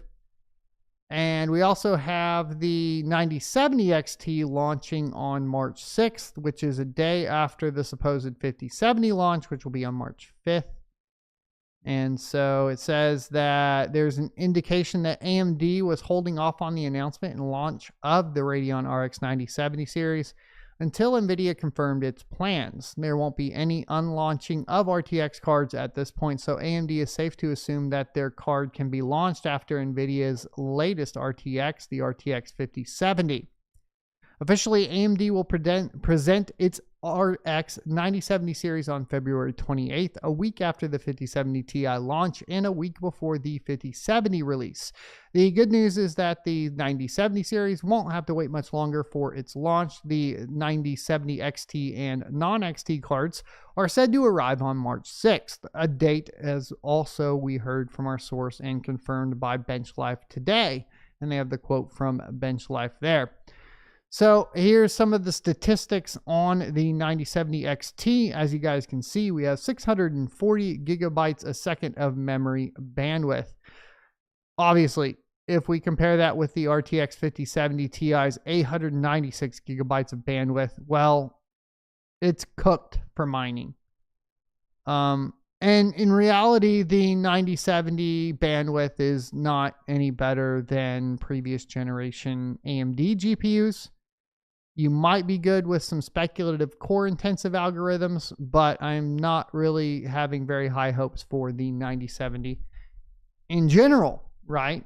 We're basically probably going to be looking at, for reference, 60 mega hash a second on your ET hash coins, 120 mega hash a second or so on your Ergo Autolicos coins, and then on the Raven coin, you know, the Raven coin will probably be quite a bit better, I think, than the 50 series as far as efficiency numbers go. I'm going to take a stab at like 30 to 35 mega hash a second if it plays out the way I think it does. It's a little harder because core is a little bit harder to predict, especially on new architectures. Now, the 5070 Ti is going to be an absolute blast to mine with at $750. We already saw the 5080 is currently the most efficient GPU out right now for mining a majority of algorithms. And this one's going to be coming in $250 cheaper on retail and giving us almost the exact same memory performance. I think it's a little short by about 100 gigabytes a second, but you're also dropping that power consumption down. It's going to be a beast. I think it's going to be a lot of fun to play with. Obviously, we can overclock it, get that a little bit further up on the memory because the GDDR7 has been running really cool for me on the 5080. So we should be able to get good overclock numbers out of it. On the memory side of things, I think getting, a terabyte a second is not out of the question at this point. And with that 300 watt TDP, the lower core clocks and core count core count specifically compared to the 5080, not much lower, but a little lower. I think, like, honestly, we're going to see some really, really cool numbers coming out of the 5070 Ti from a mining perspective. So I'm really excited for this launch. Hopefully I can figure out how to get one, but we'll see. Now, I did see some specifications leaked for the 9070. Obviously, the big one was confirming that the memory is at only 640 gigabytes a second, and that is pretty disappointing. I think, like, obviously, the Kapow algorithms, this has a good chance at being good at. And so that's really what I'm looking forward to with these GPUs. Everything else is kind of like meh, probably in general, but I could be wrong. We'll have to get one and test it to really know. So we did have some minor releases for the week. We had one from SRBMiner, and they did a bunch of work on the BC250 support, adding Cryptix hash, wallet hash, Nexel hash, asterisk hash, the Autolicos 2 with basically Cryptix hash dual. So they add some dual mining with wallet hash and Cryptix hash and fish hash along with those. So really good stuff there. Other fixes were just kind of, XE hash, PF hash, enabled poolside and increased default value for dual mining, that sort of thing. Nothing too impactful, but for you BC250 owners, if you're anything like me, it's definitely worth taking a stab at and seeing, what your options are. Now, we also had another one from Apool. Apool is basically I'm going to forget. You're going to catch me lying. Yeah, the Aleo and Cubic miner. That's right. That's what I thought. So they just had a new release as well. I believe they added some support they fixed some bugs and optimized logic for currency switching. So not a lot of cool stuff, but it's here. If you guys want to go test it out for Aleo, kind of pointless. Cubic's really the only thing relevant on this now at this point. So yeah. It is what it is. Let's go ahead. I've been looking at a new cryptocurrency. I figured I like to do these live WTF is these days. So we're going to do a WTF is Reploy. So sit back, relax, grab a drink. I'm going to grab a drink of water, and then we're going to hop into this and dig as deep as we can and see if this is worth it.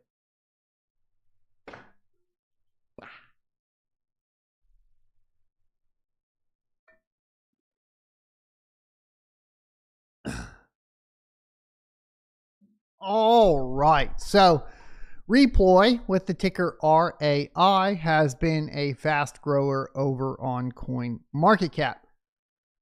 And we have the CoinMarketCap pulled up. It is up today over the past 24 hours by 54% on its volume, and its market cap is up 11%, obviously indicative of its 11% price increase over the past 24 hours. It's one of the few green coins that's currently going around right now. It is an alternative cryptocurrency, and here we go. So it's supposed to be for world-class AI architecture for native Web3 products. All these types of things, anytime I see this, as nice as the recursive website is, these you can spin up pretty easy. I mean, I think even AI will just spin this up immediately for you these days. But, things like Squarespace, all that, it's easy to make a good looking website. Doesn't really mean much because obviously some of the best projects like Kaspa, for example, just launch with a white background with black text and boom, bada bing, bada boom. It is what it is. It has better tech. It did all the things. It made all the money, blah, blah, blah. Eventually they fixed all that part. So this doesn't really mean much, right?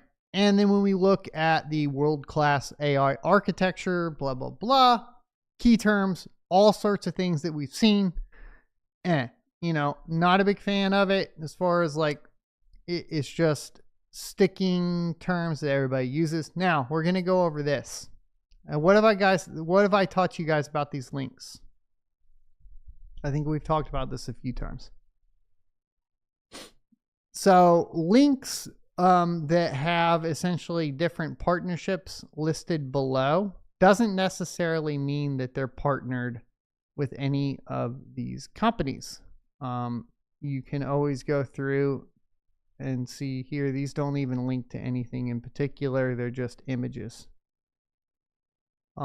We have showed that in some cases, what they will do is essentially have a link. Sometimes what they'll do, these guys didn't do it, is they'll have a link to CoinMarketCap, and it'll just be a listing that they allow the API to pull. Let's go over some basics here though as well. This is going to be an Ethereum contract. The contract number is here. So ERC20 supposedly. And it has all of its general pairings. It's mainly going to be on things like Uniswap. There's some centralized exchanges, it looks like MEXC, etc. So from here, what we want to look at is what the products are. It looks like they have a Reploy 7B. Let's go ahead and click that. That's not going to take us anywhere, is it?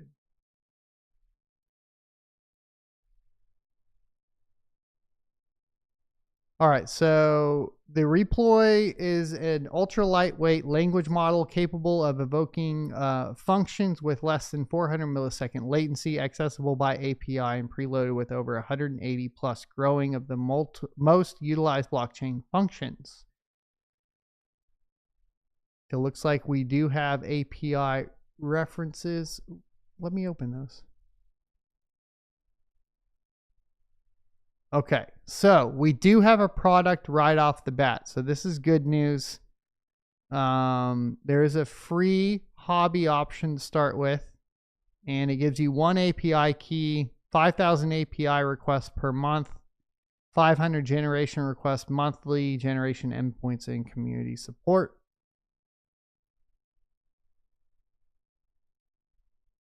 So it does seem to have all the features for a large language model. So that's good news. Actual work being done there. Can't seem to go to, let's look at the API reference. That's not good. So API reference gives us a 404. Let's just go blah.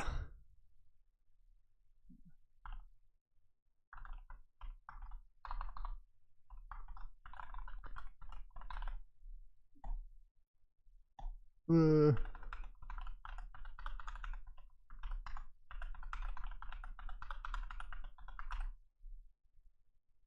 guys can hack my account. All right, so it looks like get started with the world's most advanced AI-powered Solidity development platform. Can I just say go? Ah. It really wants me to log in with MetaMask, which I'm not going to do. Okay. We have the free plan. We can create a key.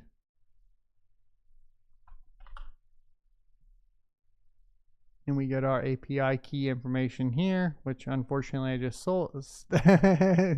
shared with you guys. We'll delete that one and create a new one later.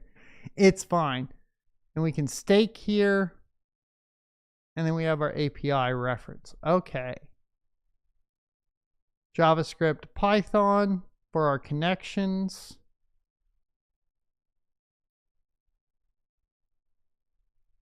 I mean, as far as a working product, it all looks to be good here. As far as their stuff here, we got the tokenomics. Okay, so let's look at the tokenomics. There's a working product, so that's a good thing in my opinion. So, and the API looks to be there. You have your connections for your programming languages. That's obviously good. And it follows a transparent and fair distribution model designed to ensure long-term sustainability. So 48% of the total supply in circulation, with 32% distributed through a fair public sale, ensuring broad token distribution and community ownership. There is a 14% project treasury for development, with vested distribution across development, maintenance, marketing, and ecosystem growth. It's designed for seamless trading with zero platform fees across multiple leading exchanges and dexes, including Uniswap, V2, V3, MEXC, LBank, and more. And the utility is to have API access, governance, and revenue share. And then obviously we can click to go look at it. So our three products are the Fisher, which is a visual builder, drag and drop components to build complex dApps with AI assistance. So AI for building dApps, pretty cool. And create smart contracts and AI integration without writing code, pretty cool. And start with AI generated templates for common dApp patterns. Lumit is for generating and deploying contracts in Solidity, Viper, and Rust with cloud development and AI assistance there. We'll need to join the waitlist for that one, both of those, and this one. This one's going to be autonomous agents to create agents that monitor and trade based on custom criteria, filter tokens by volume holders and market platforms, and self-custody trading. So agents trade directly using their own secure wallets. That's pretty interesting. So this is an automated AI for trading.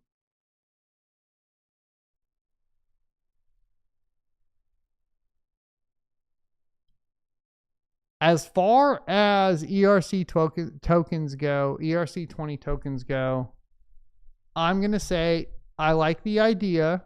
They have some sort of working project or working product already available with more coming in the future.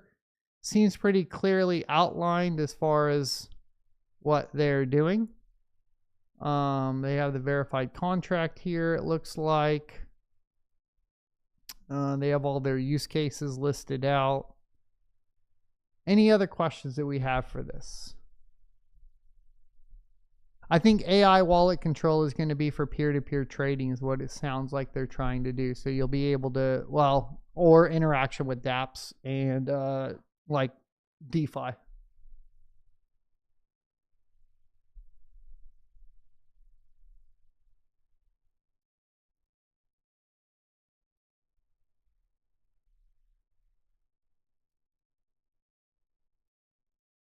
I guess pricing would be good to look at, right?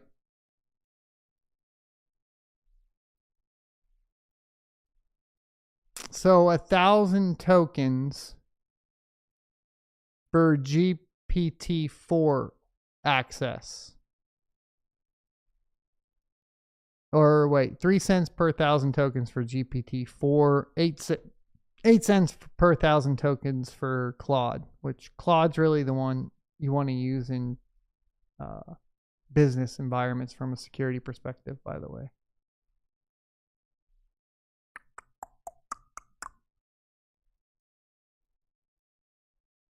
I guess with Claude, you train yourself. So Reploy. Oh, okay, it's competition. Got it. Never mind, I see. We were already there. We made that. Was there a way to say spend my money? No. No, there really wasn't.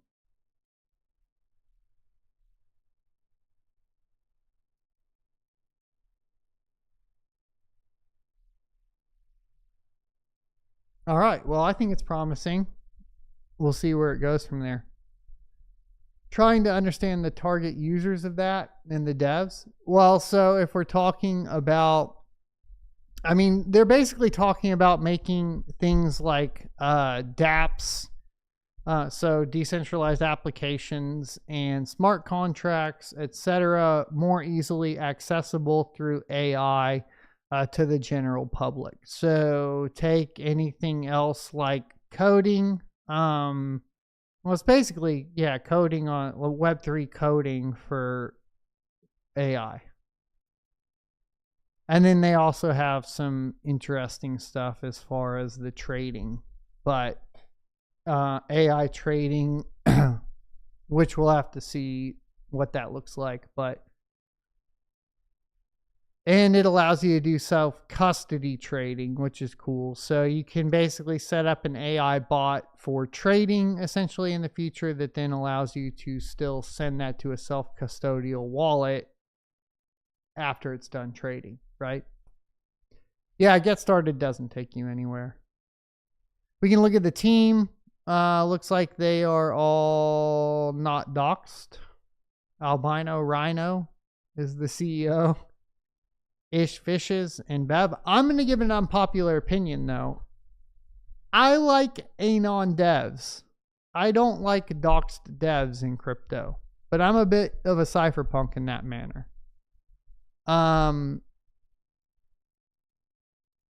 I get it as far as like feeling safe from a retail perspective or whatever, but I disagree with it on a fundamental basis of like, I think anonymity, privacy, security, these are all important things that we should uphold. I do like anon devs. Yep. I know plenty that I still talk to today. They've never rug pulled anything too. So I think that's, we've been rug pulled by people that are fully doxed. I mean, like, just go look at what happened with Libra right now. Fully doxed. SBF, fully doxed. Being fully doxed doesn't mean they aren't going to screw you. That's my point. Trump, doxed. Melania, doxed. Are you getting a pattern? Do Kwon, doxed. They're all doxed and they'll still screw you over. All right, so let's go ahead and talk about this Litecoin, boys.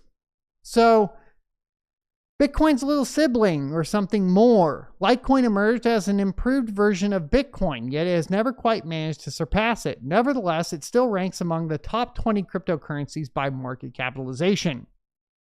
So what is it? Litecoin is a cryptocurrency that boasts benefits such as low transaction fees, Bitcoin protocol compatibility, and its own ASIC miners for improved security. Now, a note on the ASIC miners, for those that are not in the know, they are able to merge mine Dogecoin and other script available cryptocurrencies, which means that they make a lot more money than if they were just mining Litecoin. So there's an advantage there to basically from a mining perspective. It was introduced in 2011, 2 years after Bitcoin. Litecoin was made to address Bitcoin's shortcomings by offering quicker transactions and more accessible mining. Although it's often overlooked in favor of other altcoins, Charlie Lee, Litecoin's creator, believes the coin has strong potential, especially because of its higher transaction throughput compared to Bitcoin. So how does Litecoin operate? Let's break it down, its key features, and the technology that makes it stand out. Like Bitcoin, Litecoin uses a proof-of-work algorithm where users verify transactions by dedicating their computing power to earn Litecoin as a reward. But there are a few important differences that set it apart. So the transaction speed is one of the main differences, taking only 2.5 minutes as opposed to Bitcoin's 10 minutes. This means transactions on Litecoin's network happen much faster.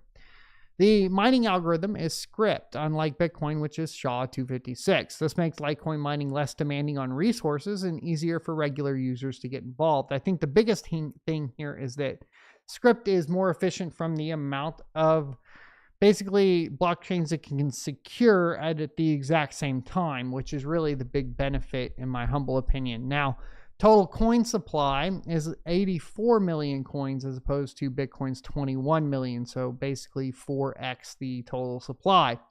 Transaction fees are faster, or thanks to faster transactions and smaller block sizes, transaction fees on Litecoin are usually lower than Bitcoin's. This makes it more affordable for everyday transactions. Of course, if you're in the know right now, really nothing is as affordable as Tron. If we're being completely honest about all things equal, of course, that's not going to be proof of work. Litecoin is mainly used as a peer-to-peer.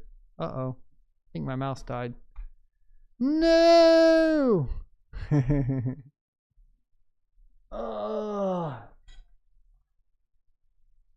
We've been busy, boys. All right. There we go. All right, so Litecoin is mainly used as a peer-to-peer digital currency, and it has a variety of practical uses. Here are some of the most common ways: paying for goods and services, cross-border transfers, trading, investment, peer-to-peer transactions. All the same thing all cryptocurrencies do, especially from this time. From this time. The Litecoin price history has experienced notable fluctuations, yet has consistently held its ground as one of the most trusted cryptocurrencies. With several price spikes over time, Litecoin has proven its resilience, often surging during bullish periods while maintaining a steady presence even during market downturns. These price movements are a reflection of the market's ongoing interest in Litecoin, but its strong fundamentals continue to position it as a valuable cryptocurrency in its own right. Litecoin's value is driven by its limited supply, creating scarcity, and all the same things as every other cryptocurrency. So there's 84 million of them. It was created in 2011. It has 2.5 minute block times. It has 80, and then that's it. So, and it's the script, so you can merge mine with it. Why should you know what Litecoin is? Well, lately, the big thing about Litecoin that everybody needs to pay attention to is it already has an SEC marker for being a commodity, which means it's under the CFTC. It's one of the few altcoins that does have this, and that is very relevant moving into the next bull run and picking out things in cryptocurrencies that are alternative that have higher potential than, say, any other alt cryptocurrency that could come under some sort of scrutiny. So Litecoin prediction right now is $180. And it's on its way, as experts say, for innovation of one fuel tech could 50x your money. So what's happening here? There's a likelihood of a Litecoin ETF, and that approval has reached 90%, thereby fueling Litecoin price predictions to reach $180. This sparked interest in investors concerning OneFuel's groundbreaking cross-chain technology, while they expect returns of 50x. With an increasing level of institutional adoption for Litecoin, the seamless transactions from OneFuel create significant changes in the market. These two assets have become prominent among investors in search of cryptos for massive gains. The market trend for Litecoin continues to rise because investors expect the SEC to approve its ETFs based on the fact that it already approved it as a commodity. And the U.S. Securities and Exchange Commission shows great promise at 90% approval of the Litecoin ETF, which would create significant opportunities for institutional investment. The positive market outlook has pushed Litecoin beyond $130, and it triggered an 11% value increase within the past 24 hours. This positive trend can be seen through Litecoin's trading volume reaching $1.32 billion US. In recent weeks, Litecoin has become or been one of the most prominent participants, and its current market capitalization exceeds $9.7 billion US. Market expert Litecoin price predictions show promise. If Litecoin manages to exceed the $135 to $141 price range, it will sustain its upward trajectory. Breaking through the 141 resistance could propel Litecoin to reach between $170 to $200 per Litecoin. Of course, all things being equal, the actual price could go as high as like what? 25,000 if you saw adoption like Bitcoin. Probably not going to happen, but that would be funny. So with the evolution of cryptocurrency landscape, one of the biggest challenges that lay ahead is seamless cross-chain transactions. OneFuel is coming to the rescue with its blockchain solutions and is already one of the hottest new projects in the crypto space. Unlike ordinary wallets and exchanges, OneFuel liberates users from the stress of high transaction fees, multiple transfers, and complicated wallet management. With its revolutionary one-click cross-chain swaps, users can move assets between networks effortlessly, attracting significant interest from both retail and institutional investors. The key feature of OneFuel is its secure crypto wallet and decentralized exchange. So this is obviously just all about OneFuel, which is what essentially is powering the big drive up of Litecoin here recently. So if we take a look at Litecoin over on CoinMarketCap, let's go ahead and take a look here. I believe we had a recent run up. Let's come back down. Let's go to the past 7 days so we can kind of see. We had that run up to 135. Broke down below that level. So that upper mark of like, oh, if it goes above 141, hasn't happened so far. Let's go ahead and compare this though with Bitcoin, right? So we take a look at Bitcoin.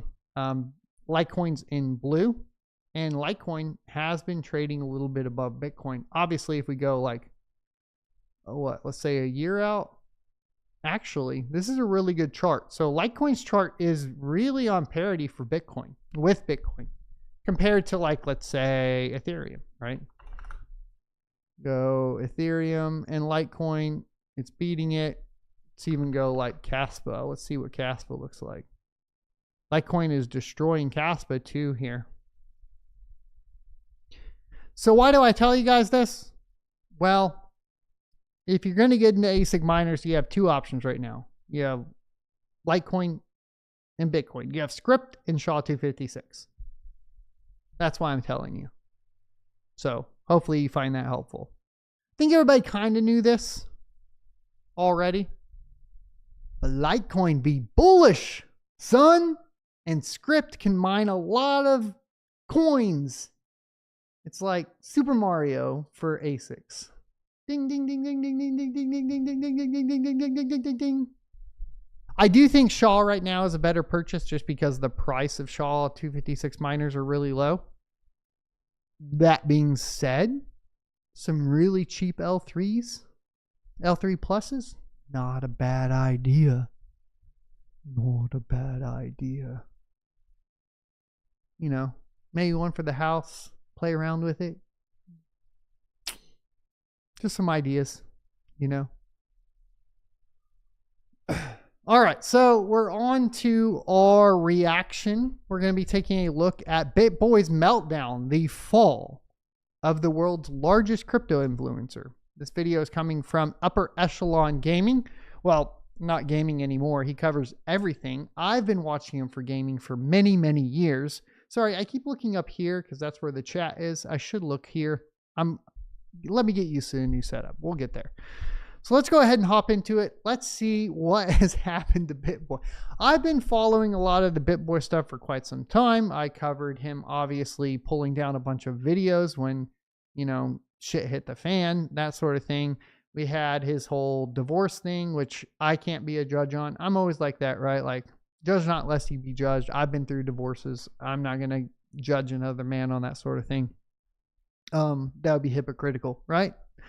But you know, the only thing I've disagreed on, like obviously I was on around the blockchain. I don't know what happened between him and TJ. I've never gotten a really good vibe from either individual, to be completely fair. I've always felt like that entire crew has one thing in mind, and it's definitely not for your benefit as a content creator. So yeah, I don't know. And he's an anti-proof of work guy. So obviously from that perspective, we don't get along. Do I hate the guy? No, I kind of more just feel bad for him and everything that's going on. Hopefully he can figure it out, but I haven't been caught up on this. So let's go ahead and get caught up on what's going on with Bitboy from the perspective of somebody completely outside of the cryptocurrency industry.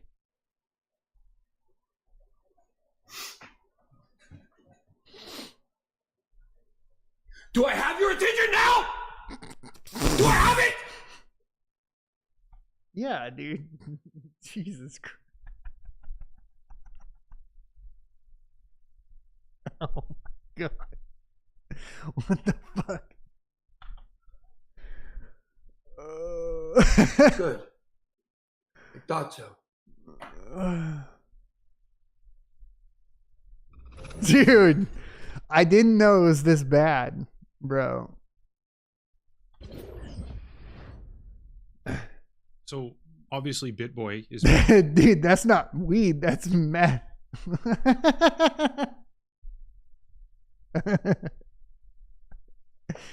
And obviously I'm halfway joking. You can't be that big and on meth, right? back, also known as Ben Armstrong. And you're probably thinking, oh my God, why? But the answer hasn't really changed. Some of you don't know the story, which is fine. So for anyone who's curious about it, here's the short version. Bitboy, or Ben rather, used to be the world's most... Dude, he got in really good shape there for a little while. He was doing really, really good. popular crypto influencer. I do want to talk about something that I've noticed, but maybe we'll get... It could be a pretty touchy subject. I personally am on, like, TRT. But I've noticed that there seems to be... Okay. Every guy that I've noticed that gets on TRT seems to go through some sort of weird thing where they start going outside of their marriage.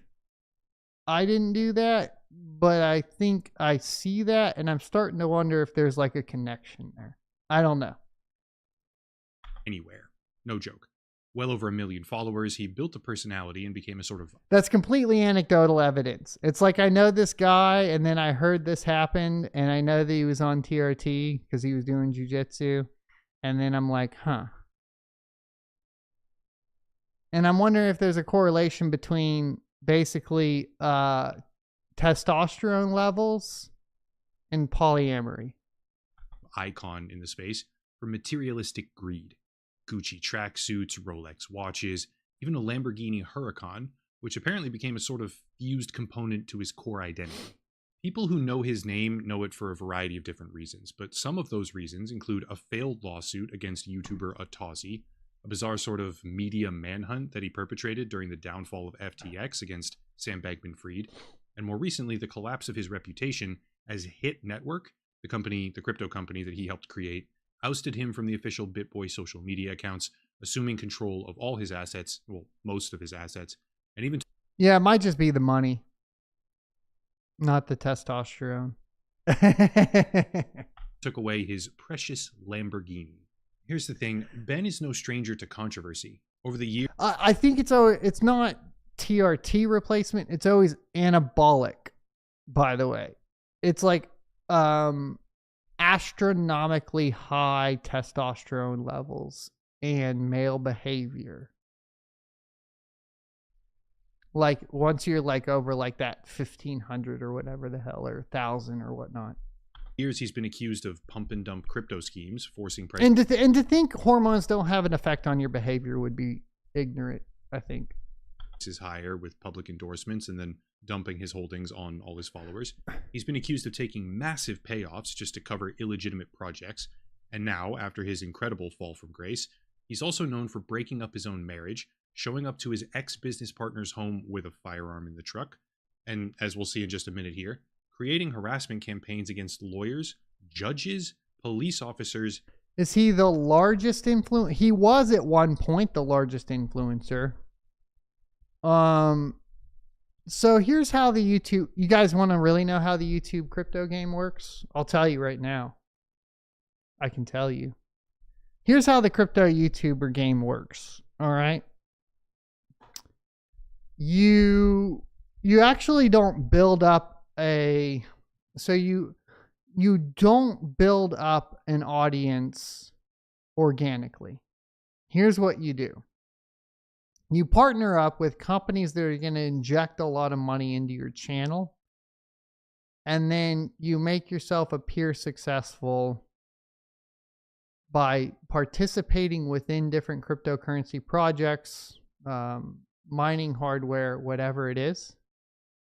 And then you basically sell that to the public, and the numbers that are like on the screen aren't necessarily always indicative of how big the audience actually is.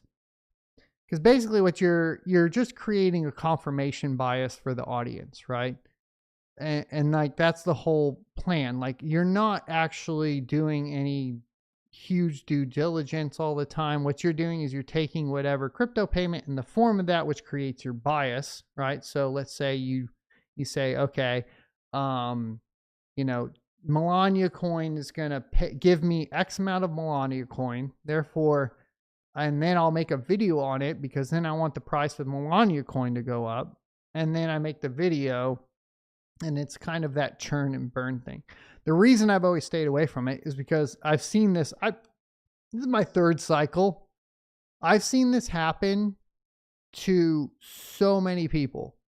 I've watched it happen over and over and over again. And the only main thing I've ever wanted to avoid is being in this position, right? I gone through my own personal shit and all that. That's different. I mean, obviously, everybody's going to have to learn and grow, and bad things are going to happen. You're going to have to learn your lessons. And I get that.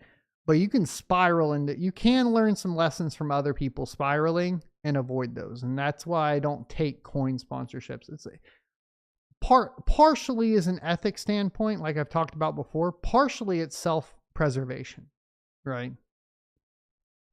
And I think that's really important as an influencer to understand that that is the nature of the influencer game, right? It's pumping the numbers up.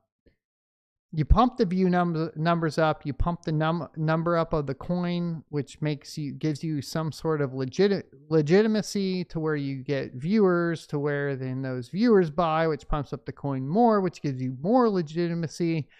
And it's just a house of cards. You keep doing it and doing it and doing it and doing it and doing it and doing it. And eventually the fucking thing collapses. And who gets taken out the hardest? The person that was the face of it, right? That just happens over and over again.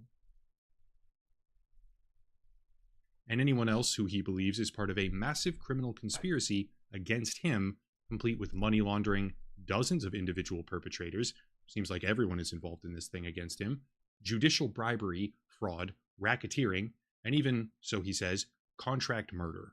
He claims that what's happening to him is worse than what O.J. Simpson did. And just to add a little bit of flavor here, I guess, this is the type of energy he typically brings to the table. You're gonna listen to my demands! Dear Lord. I will make them at the end. Spoiler, he doesn't really make any demands at the end. I think he forgot about this. He just gets depressed and shuts down the stream. But after years of this man negatively impacting the entire world around him, I don't feel a whole lot of sympathy. Now, some of you watching this may understandably be concerned because I'll always go back to this because I've had these conversations with influencers in person. I've said, I don't think that you should take cryptocurrency as payment. And they always tell me, like, I have a policy of holding it for X amount of time or whatever it may be. This is like a legitimate conversations I've had with even cryptocurrency mining YouTubers, okay? The problem is it's literally a deal with the devil. And this is the result of that.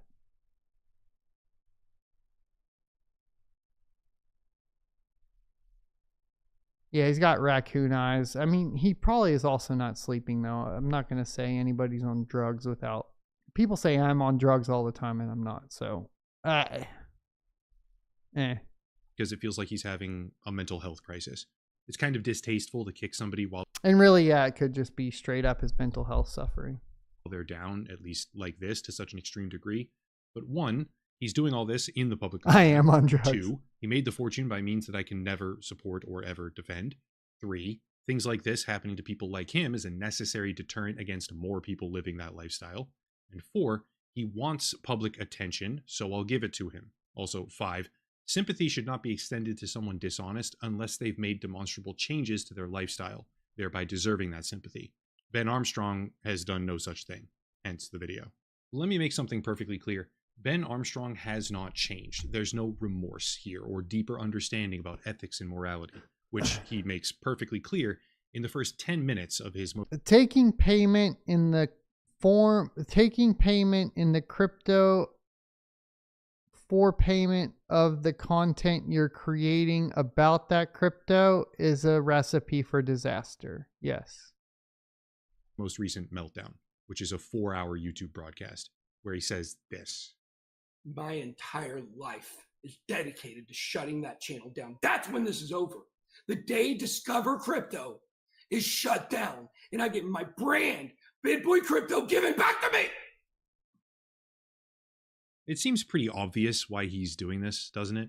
I mean, like, I could understand being frustrated with that. I mean, I've always worked solo because I don't want to deal with, like, those types of issues, right? And I think there's a lot of people that have that intelligence about them. Like, if you talk to Red Panda Mining or something along those lines, I've had people want to go into business with me, obviously, multiple times. And, like, even from the mining perspective, I try to keep everything as separate as possible because the fact of the matter is that you can never, like, when money's involved, etc., you can never determine essentially what their reaction is going to be given any certain circumstance, right? And there's other ways that you can make people's lives better through, you know, giving them contract labor, etc. You know, I contract basically an editor and I make his life better. There's things that I can do that still offer, you know, jobs and stuff, but you maintain basically your sovereignty and ownership over your content. I mean, just making those bad decisions in the beginning, like it is hard to, like, I feel like it's so easy to see that even without having done it, right? Like I didn't do it because I saw that as being an issue. So from that perspective, like I don't have a ton of sympathy, but I understand how frustrating I do get that it could be extremely frustrating to lose your entire YouTube channel and persona and everything, right? Return my money and my fame is the subtext, but the genie is out of the bottle and I just don't see it ever happening. One more piece of context though, before I start skipping through the highlights of his capstone meltdown stream, I'll call it. And this comes from September 2023, when Ben drove out to his ex-business partner's home, throwing a tantrum in the street outside his personal house, ultimately getting arrested because of it. I'm playing this because I think it's important to demonstrate just how brutally skewed Ben's version of reality has become, and because self-reflection is entirely impossible if you don't start from the proper foundation. Here it is. I go knock on the door, and you know what he does? He turns and he runs, because he's a pussy.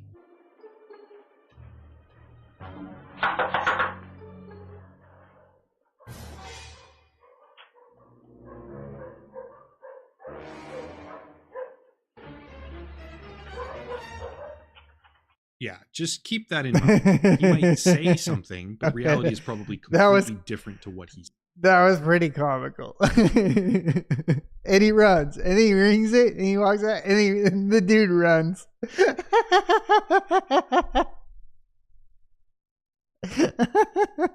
Says, and that's fine in a vacuum, but when you're throwing around accusations about murder, which he is doing, or widespread conspiracy, it's probably best to be telling the truth, and Ben Armstrong doesn't really seem like a truth teller at this point. Anyway, it's a 4-hour stream, and I'll put a few clips here and there, but mostly I'm just going to summarize. Here we go, and it is a marathon, let me tell you. About 14 minutes in, 14 minutes and 24 seconds to be precise, he talks about how they're trying to frame him for stealing $27 million. 26 minutes in, he's talking about why and how he failed his drug tests, which certainly didn't feel authentic to me, at least. And then at 27 minutes and 50 seconds, he says this. The thing that the Dude, that's crazy, though. So he tested positive for amphetamines with no prescription provided. And weed. No, that's like, I'll be honest, like as far as weed goes, I think weed causes paranoia like crazy. And behavior exactly like this, especially in high-grade marijuana. That's what I think. I know there's people that watch me that smoke it. That's fine. But also if you're mixing that with amphetamines, you're going to be paranoid as shit, dude. At 27 minutes and 50 seconds, he says this. The thing that the doctor, the Brandy DeSwanee, had forced me to go see, by the way. I have evidence of this. Brandy DeSwanee forced me to go see a doctor. And when I said I didn't want to see that doctor, I went and saw another doctor. And then they said, no, that doctor's not good. You have to go see this one. So I went and saw this guy, Dr. Howard Drutman. What a fucking disappointment of a human being he is to his parents and himself. This guy, after all I'm about to go through with you here, Howard Drutman said I'm Vapes. multi-personality. He says I'm, he didn't say schizophrenic, but he said narcissistic. He said I use nicotine. Manic, depressed, ADHD, this, 74 different things. I just think if you're going through a high stress time in your life, that adding on amphetamines and cannabinoids is probably not a good idea. That doesn't sound very good, especially when a couple minutes later he goes on to say this. And once this trauma is removed, And testosterone and anabolics. At some point, like your body's just not going to be processing all that stuff together. Like, just doesn't seem like your body's going to process all of that very well. and discover crypto is shut down, my life goes back to normal immediately. My level goes from here. Don't mix Four Loko with wine. Wow, everything's fine again. These people have to be removed then from the internet. Yeah, it's pretty obvious at this point that everything in his life now hinges on getting the wealth and the fame back from the people who he believes stole it from him. And I really can't help but form this mental image of con men stealing from a con man. Is it wrong? Philosophically, sure, I guess, but when you reap the benefits of ill-gotten gains for that long at that scale, I'm not really sad for you when it gets taken away. Well, about a minute later, at 29:56, he starts calling for people to literally harass an attorney, shows her website, and explicitly tells his audience, I want you to tell this woman what you think about her not letting me see my kids, which doesn't help him at all, by the way, to see his kids. That's completely backwards. And he continues to say things like, nobody will cooperate, still clinging to this idea that because he's a crypto bro and used to have a Lamborghini, the entire world should conform to what he wants. It's delusion. Later on, about the 40-minute mark, he starts slipping in these random comments on... Yeah, I mean, the dude should have just gotten a 9 to 5 and chilled. You know.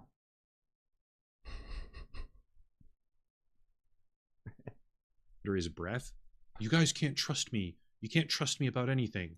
Which is weird. And let's not forget, this comes after he openly alludes to a doctor who didn't specifically say he was schizophrenic, but the implication is certainly there, and the doctor did try and diagnose him as 74 different things, including multi-personality, to which Ben's response is horrible.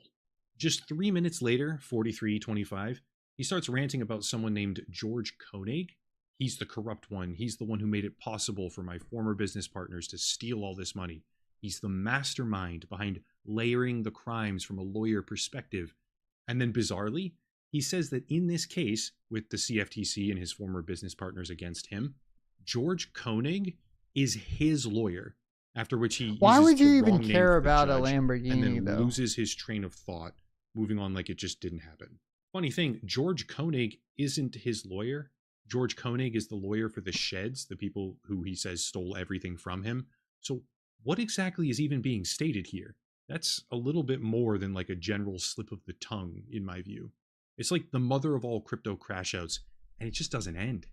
He spends some time at 52 minutes lamenting the fact that no one stood up for him, saying things like, I just needed one champion, and he claims to have called all these people, then clarifying that somehow multiple of them are also involved in the money laundering, even calling out CoffeeZilla by name, who apparently wasn't interested, which, yeah, dude, obviously. No one with any sort of ethical fortitude or actual skill set wants anything to do with it. Damn. The This part- Lamborghini notes expand. No. No. No.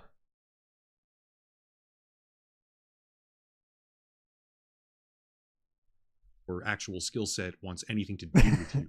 This part was funny. You guys see why I'm so crazy? You guys see? You guys see why I'm so crazy? You guys see it? You see it yet? But if you don't see it yet, you're going to. But by the end, I promise everybody's going to see my crazy. This part was less funny. I didn't want you guys to see me. There's no telling. There is no telling what I might do on the stream. As you know. Look at what I'm capable of. Look at what I've done. And this part, after he talked about making the woman who he had an affair with take a lie detector test because he can't trust anyone, this part was even less funny. This is me saving my life. That's what I'm doing. Not because I'm in reckless abandon or danger or I'm about to do anything any moment, but I could. At this point, as if it were possible even, it gets worse. An hour and 15 minutes in, he starts realizing that there's errors this is in his own depressing. manifesto, and he self-refers to this big document that he reads as a manifesto, which is weird. And then at 77 minutes in, he actually opens ChatGPT and says, let's do it live. Didn't make any sense at the moment, but it does later on. Yeah, it turns out you can literally see in the manifesto parts where it clearly says Chat GPT said this, because he made this with an AI summary tool. And now he's concerned and losing his own train of thought because there's errors in the unhinged meltdown that he wrote for himself to say live on stream. At 1 hour, 17 minutes, and 54 seconds, he obviously quickly deletes that part of the text, but it's just so emblematic of conman crypto bro culture. Even the manifesto, the supposed nuclear weapon final option, it's just a lazy regurgitated summary written by a program because crypto culture does not create, it leeches. 86 minutes in, he starts defying. Do you guys think that all crypto culture leeches? So I heard this quote. Now, I've been thinking about it a lot, right? There's only two types of people: producers and parasites. Now, I always want to be like, obviously, the producer, right?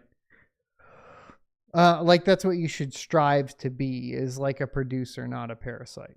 But like as a majority of like the content creators in the crypto space, like are most of them just leeches now? Is that what it's turned into?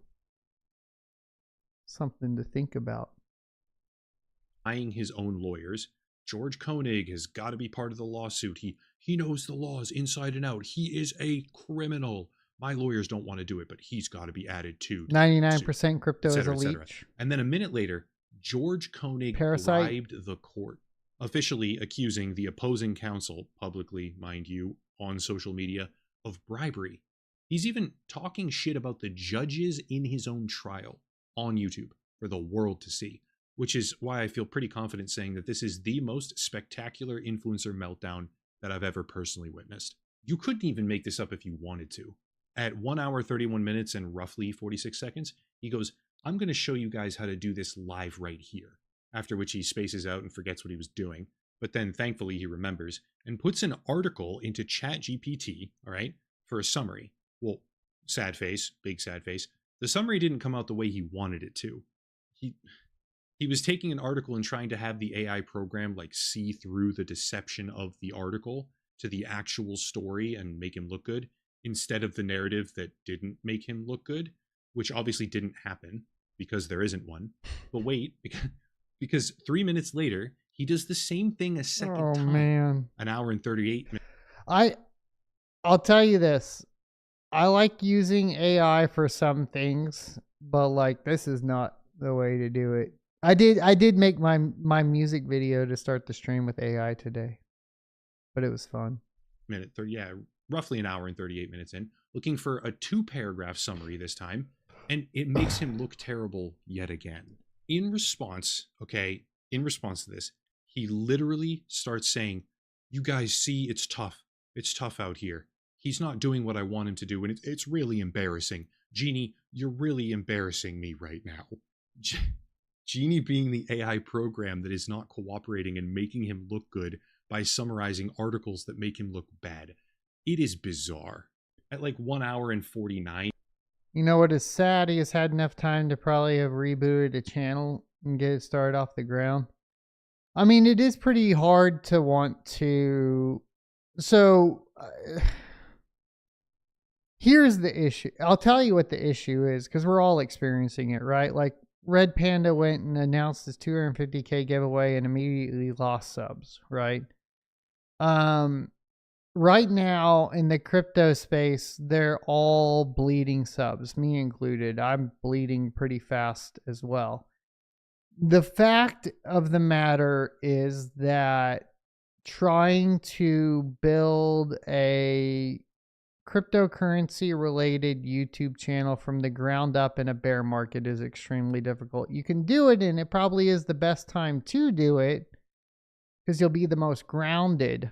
That being said, I can understand the perspective of being like, damn, I don't want to do that. 8 minutes, he starts blaming everyone who's even watching the stream for all of his misfortune. So many of you had a hand in this when I've done nothing but support this space, with a bonus of, remember these people tried to kill me, thrown on top. But at this point, you're probably getting bored. I mean, how could it possibly get any worse? Oh, it can. At almost 2 hours in, an hour and 57 minutes. Damn. He starts going over the Atazi video from back in the day, the one that he tried to sue over. And he claims that his own lawyers back then were also in on this too. What is even happening at this point? The entire world is apparently against him, and to be honest with you, it probably does seem that way. When you live your life the way he does, yeah, the entire world kind of is against you in a sense. At precisely 2 hours in, he figures out there's more mistakes in the manifesto, because he used an AI program to make it, which got things wrong, obviously. And then he goes on to say that the real reason why he sued Atazi was because Atazi said he was responsible for pump and dump schemes. And his justification was that without realizing, his own team were the ones doing it behind his back. Woe is me. Nothing is ever his fault. There were pump and dumps, but it was never him. He's innocent. Got it. At this point, I was mentally checking out, but the icing on the cake, man. He literally says, I was an idiot like y'all. I thought these coins were going up. Well, he was the one telling people that they were going to go up after accepting 40, 50. I talked about this before with him, though. Like, here's the thing, is like, I'm actually kind of going to give Bitboy the shadow of a doubt here, because by nature of talking about a project in crypto, you inadvertently increase the price, therefore kind of giving yourself a false sense of success, right? And then if you do that enough times at the level that he's doing it at, it's obvious that you're going to end up having some, you know, is it psychopathic tendencies, I suppose, or narcissistic tendencies, right?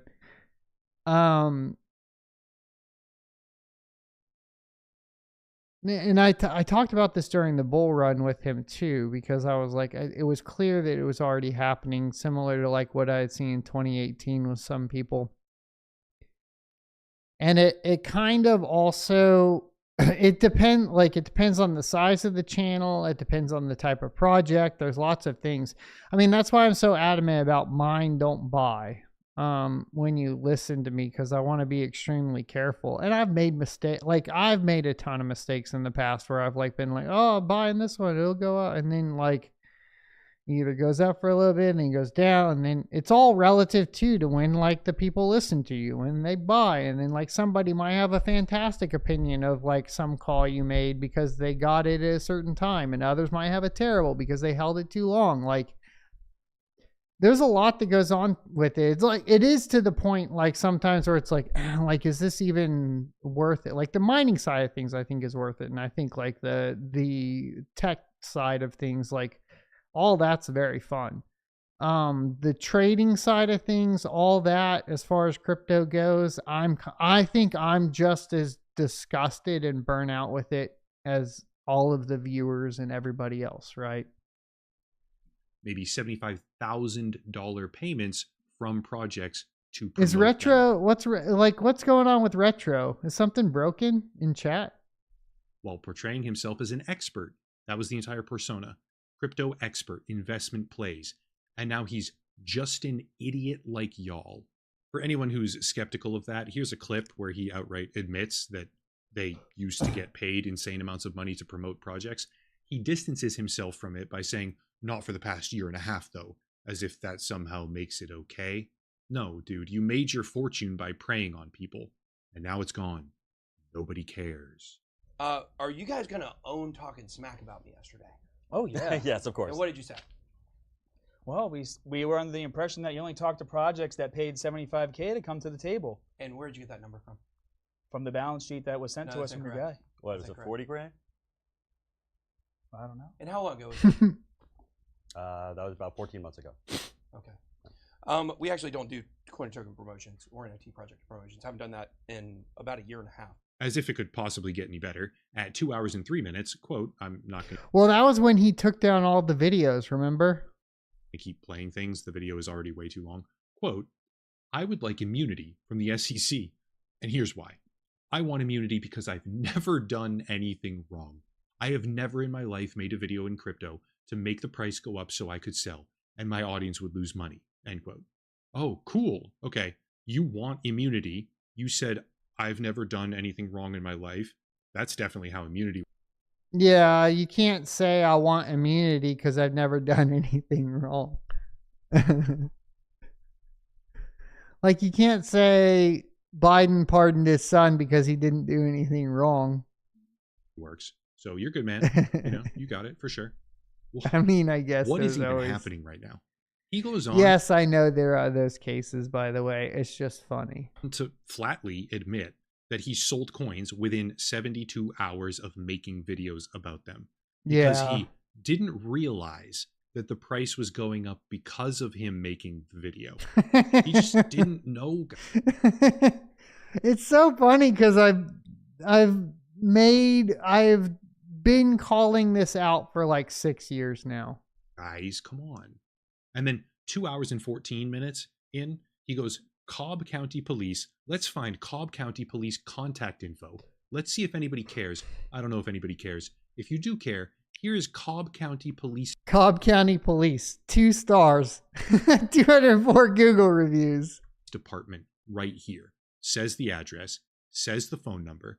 Don't call them and tie up their phone lines. Don't call 911. Don't make emergencies not be able to get got. If you're from Cobb County, call the police, go to the police department, go to their website, tag them on Twitter. Where's Twitter?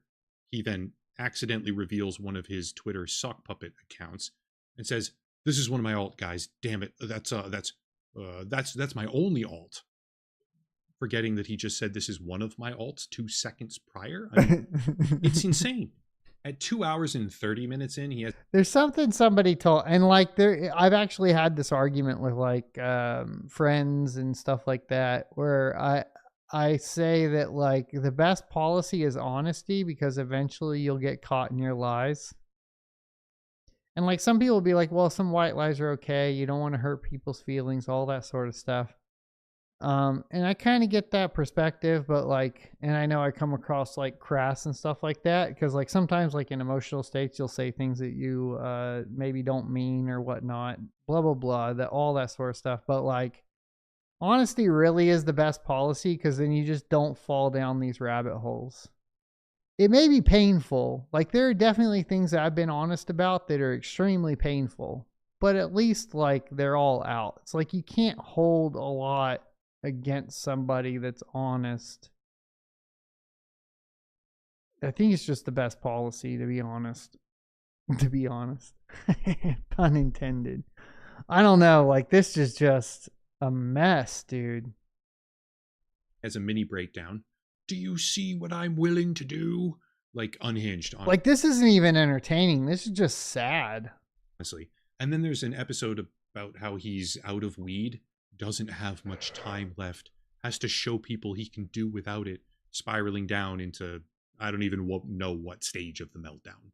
At almost 3 hours in, 2 hours and 52 minutes, he decides time for more harassment and says, let me go get Lori Dyke's email for you guys so you can all email Lori Dyke, directly calling for that against yet another party in the lawsuit. That's against the law, isn't it? I mean, I guess not.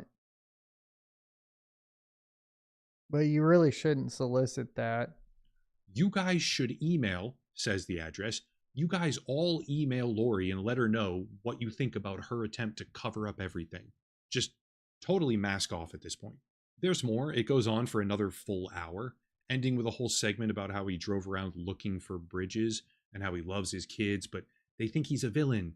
And this is where it gets kind of difficult to outright criticize someone if you have basic empathy. But I have to kind of like snap myself out of it, because Bitboy being looked at rather like he's some sort of villain is because he is a villain. Bitboy is a quintessential example of crypto greed, spiraling out of control. Yeah. He's completely unhinged. This is not the first time though. Like I said, the reason I'm always scared of this is because I've seen it happen over and over. Like Trayvon James from 2018, dude. BitConnect! Ranting and raving about his Lamborghini in some sort of perfectly bizarre caricature of what the crypto ecosystem truly is. At its core, that community is about degenerate gambling, to the moon style delusions, and all of it for the sake of material possessions. Sports cars, designer clothes, Rolex watches. These are what they want, and when they can't have them anymore, clearly, they go insane. Coming from nothing to tens of millions of dollars because of predatory crypto token garbage, like what happened to Ben Armstrong, and then losing the veritable icon of that success, in this case his Lamborghini Huracan, literally broke this man's brain. He's becoming a husk of a person, hell-bent on revenge against prior business partners for some sort of convoluted scheme, but he's not pursuing that topic like a rational person. He's doxing, threatening, harassing, and slandering people. Even his own lawyers or the judges on top of that, because this man simply cannot he is incapable of taking accountability for anything. It's hard to take accountability as anybody, but it's extremely hard in these positions. Like, I just think about, like, I know it's like not that big of a deal, but like Musk can't take accountability for being caught paying to level up in Path of Exile. Like, this isn't a unique problem. It's a human problem. We all have this problem. Everybody has the problem of not taking accountability, and everybody likes to point out everybody else not taking accountability. We can feel empathy while also understanding that a lot of people have been harmed directly because of him and his words. Honestly, it's almost cinematic at this point.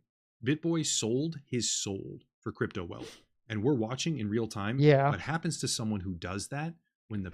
Yeah, never sell your soul for crypto wealth, boys. Just get a 9 to 5, hammer it out, mine some Bitcoin, stay grounded. Payment comes due. If anything, it should be a warning. Living that sort of life like he did is never stable, because the company you keep and the people that are there with you are just as corrupt and predatory as you are. There's no honor among thieves, and con men certainly do steal from other con men. That's what I see.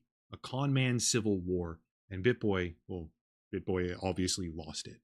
That's it. This was the most stunning meltdown I've seen on YouTube possibly ever, and considering I've talked about this whole subject for years now, it felt like it was worthy of making a video. I do hope that Ben figures it all out. I mean, he should just get off the internet for a while at the very least. I hope he realizes that a real honest career is better than being a sleazeball. Go be a good father to your kids. Like, drop the crypto shit, man. Become a good person and be a good father. Just, this is not the way. But if he does that, if he actually improves, which he has yet to do in any conceivable sense of the word, but if he ever did actually improve, and he puts down this whole the world is against me accountability conspiracy shield, I'll honestly, genuinely respect him for it. However, until then, and I don't see it ever happening, he is a joke. If you want to support the channel, check out the links down below, a special VPN deal, locals and Patreon, merchandise, social media, etc., etc. But I'll cut it there. I even know, always, so make sure you guys go like the video. And have a nice night. Good video. I think it covered all of it. It was definitely depressing. I gotta say, like, I even know people though, like at my low level with like some of the stuff I've gone through, I know people that have like similar opinions of what they have towards Bitboy towards me. So like, I'm fully self-aware of these types of things. So like to a certain extent, like people are always want to be extremely harsh on others. And I'm not really about that. Like, I'll call out for the protection of the viewer, right? Like calling out that he's deleting videos of pump and dumps. You know, calling out that's how the whole entire platform works. I'll do that, but like, as far as the rest of it, you just kind of hope the guy gets better. You know, you just hope the guy gets better. And works through all of his stuff. We all have to do it. And to like sit here and be hypocritical and act like I haven't gone through things that I needed to learn lessons of would be pretty ridiculous. So I don't know. But yeah, a couple big points. Don't accept payment in crypto for making a video about said crypto. I think everybody that watches this channel that I've had that conversation with knows exactly that I know exactly who you are. Brothers, don't do that. I don't want to see you guys like this or like Trayvon James. For real. Just don't do it. It's not worth it. Go get a 9 to 5 to make up the money. Just go. Go do it. All right, so we got Rig Wars coming up. Let's go ahead and pop into it. Remember, you guys can submit via the link down in the description. I need more submissions. Submit your rig down there. Let's go ahead and take a look at Will's rig today.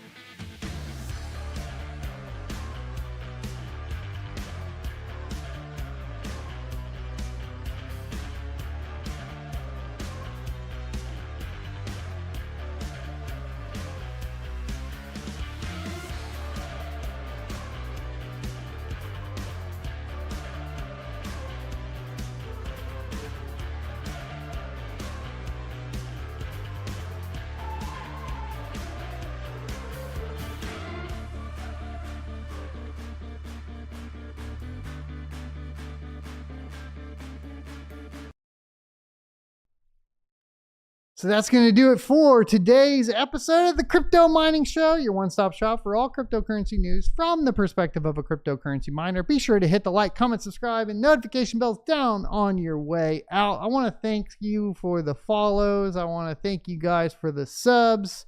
I want to thank you guys for all of that stuff. And I think obviously mining out of an old Winnebago is a pretty cool idea. Don't forget to check me out on Locals at sonofatech.locals.com to support me directly. Subscribe and follow over on Twitch at twitch.tv/blindrun for gaming streams and more. I have a ton of projects popping up over here, so stay tuned to the channel. My workbench is over here. I got computer stations over here. We got a lot of cool stuff going on, and I'm going to get real nerdy. Oh, look at my rack. You want to see my rack? I know you want to see my rack. It doesn't have much in it, but it's going to get thick, okay? It's going to get a thick rack. Running the Unify Dream Machine Pro with the U7 WAP. Not the WAP like a WAP, wireless access point. Dirty, dirty mind. And we got a 2U Synology down there. With 6 terabyte NAS drives, and it's got like 64 gigs of RAM and a Xeon in there, 10 gig with optics. 25 gig I think support, so we'll get a lot out of that.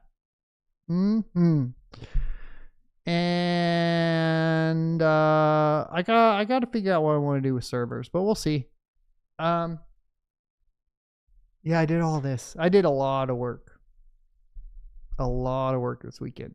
So we'll do a tour of it. I will see you guys next Tuesday.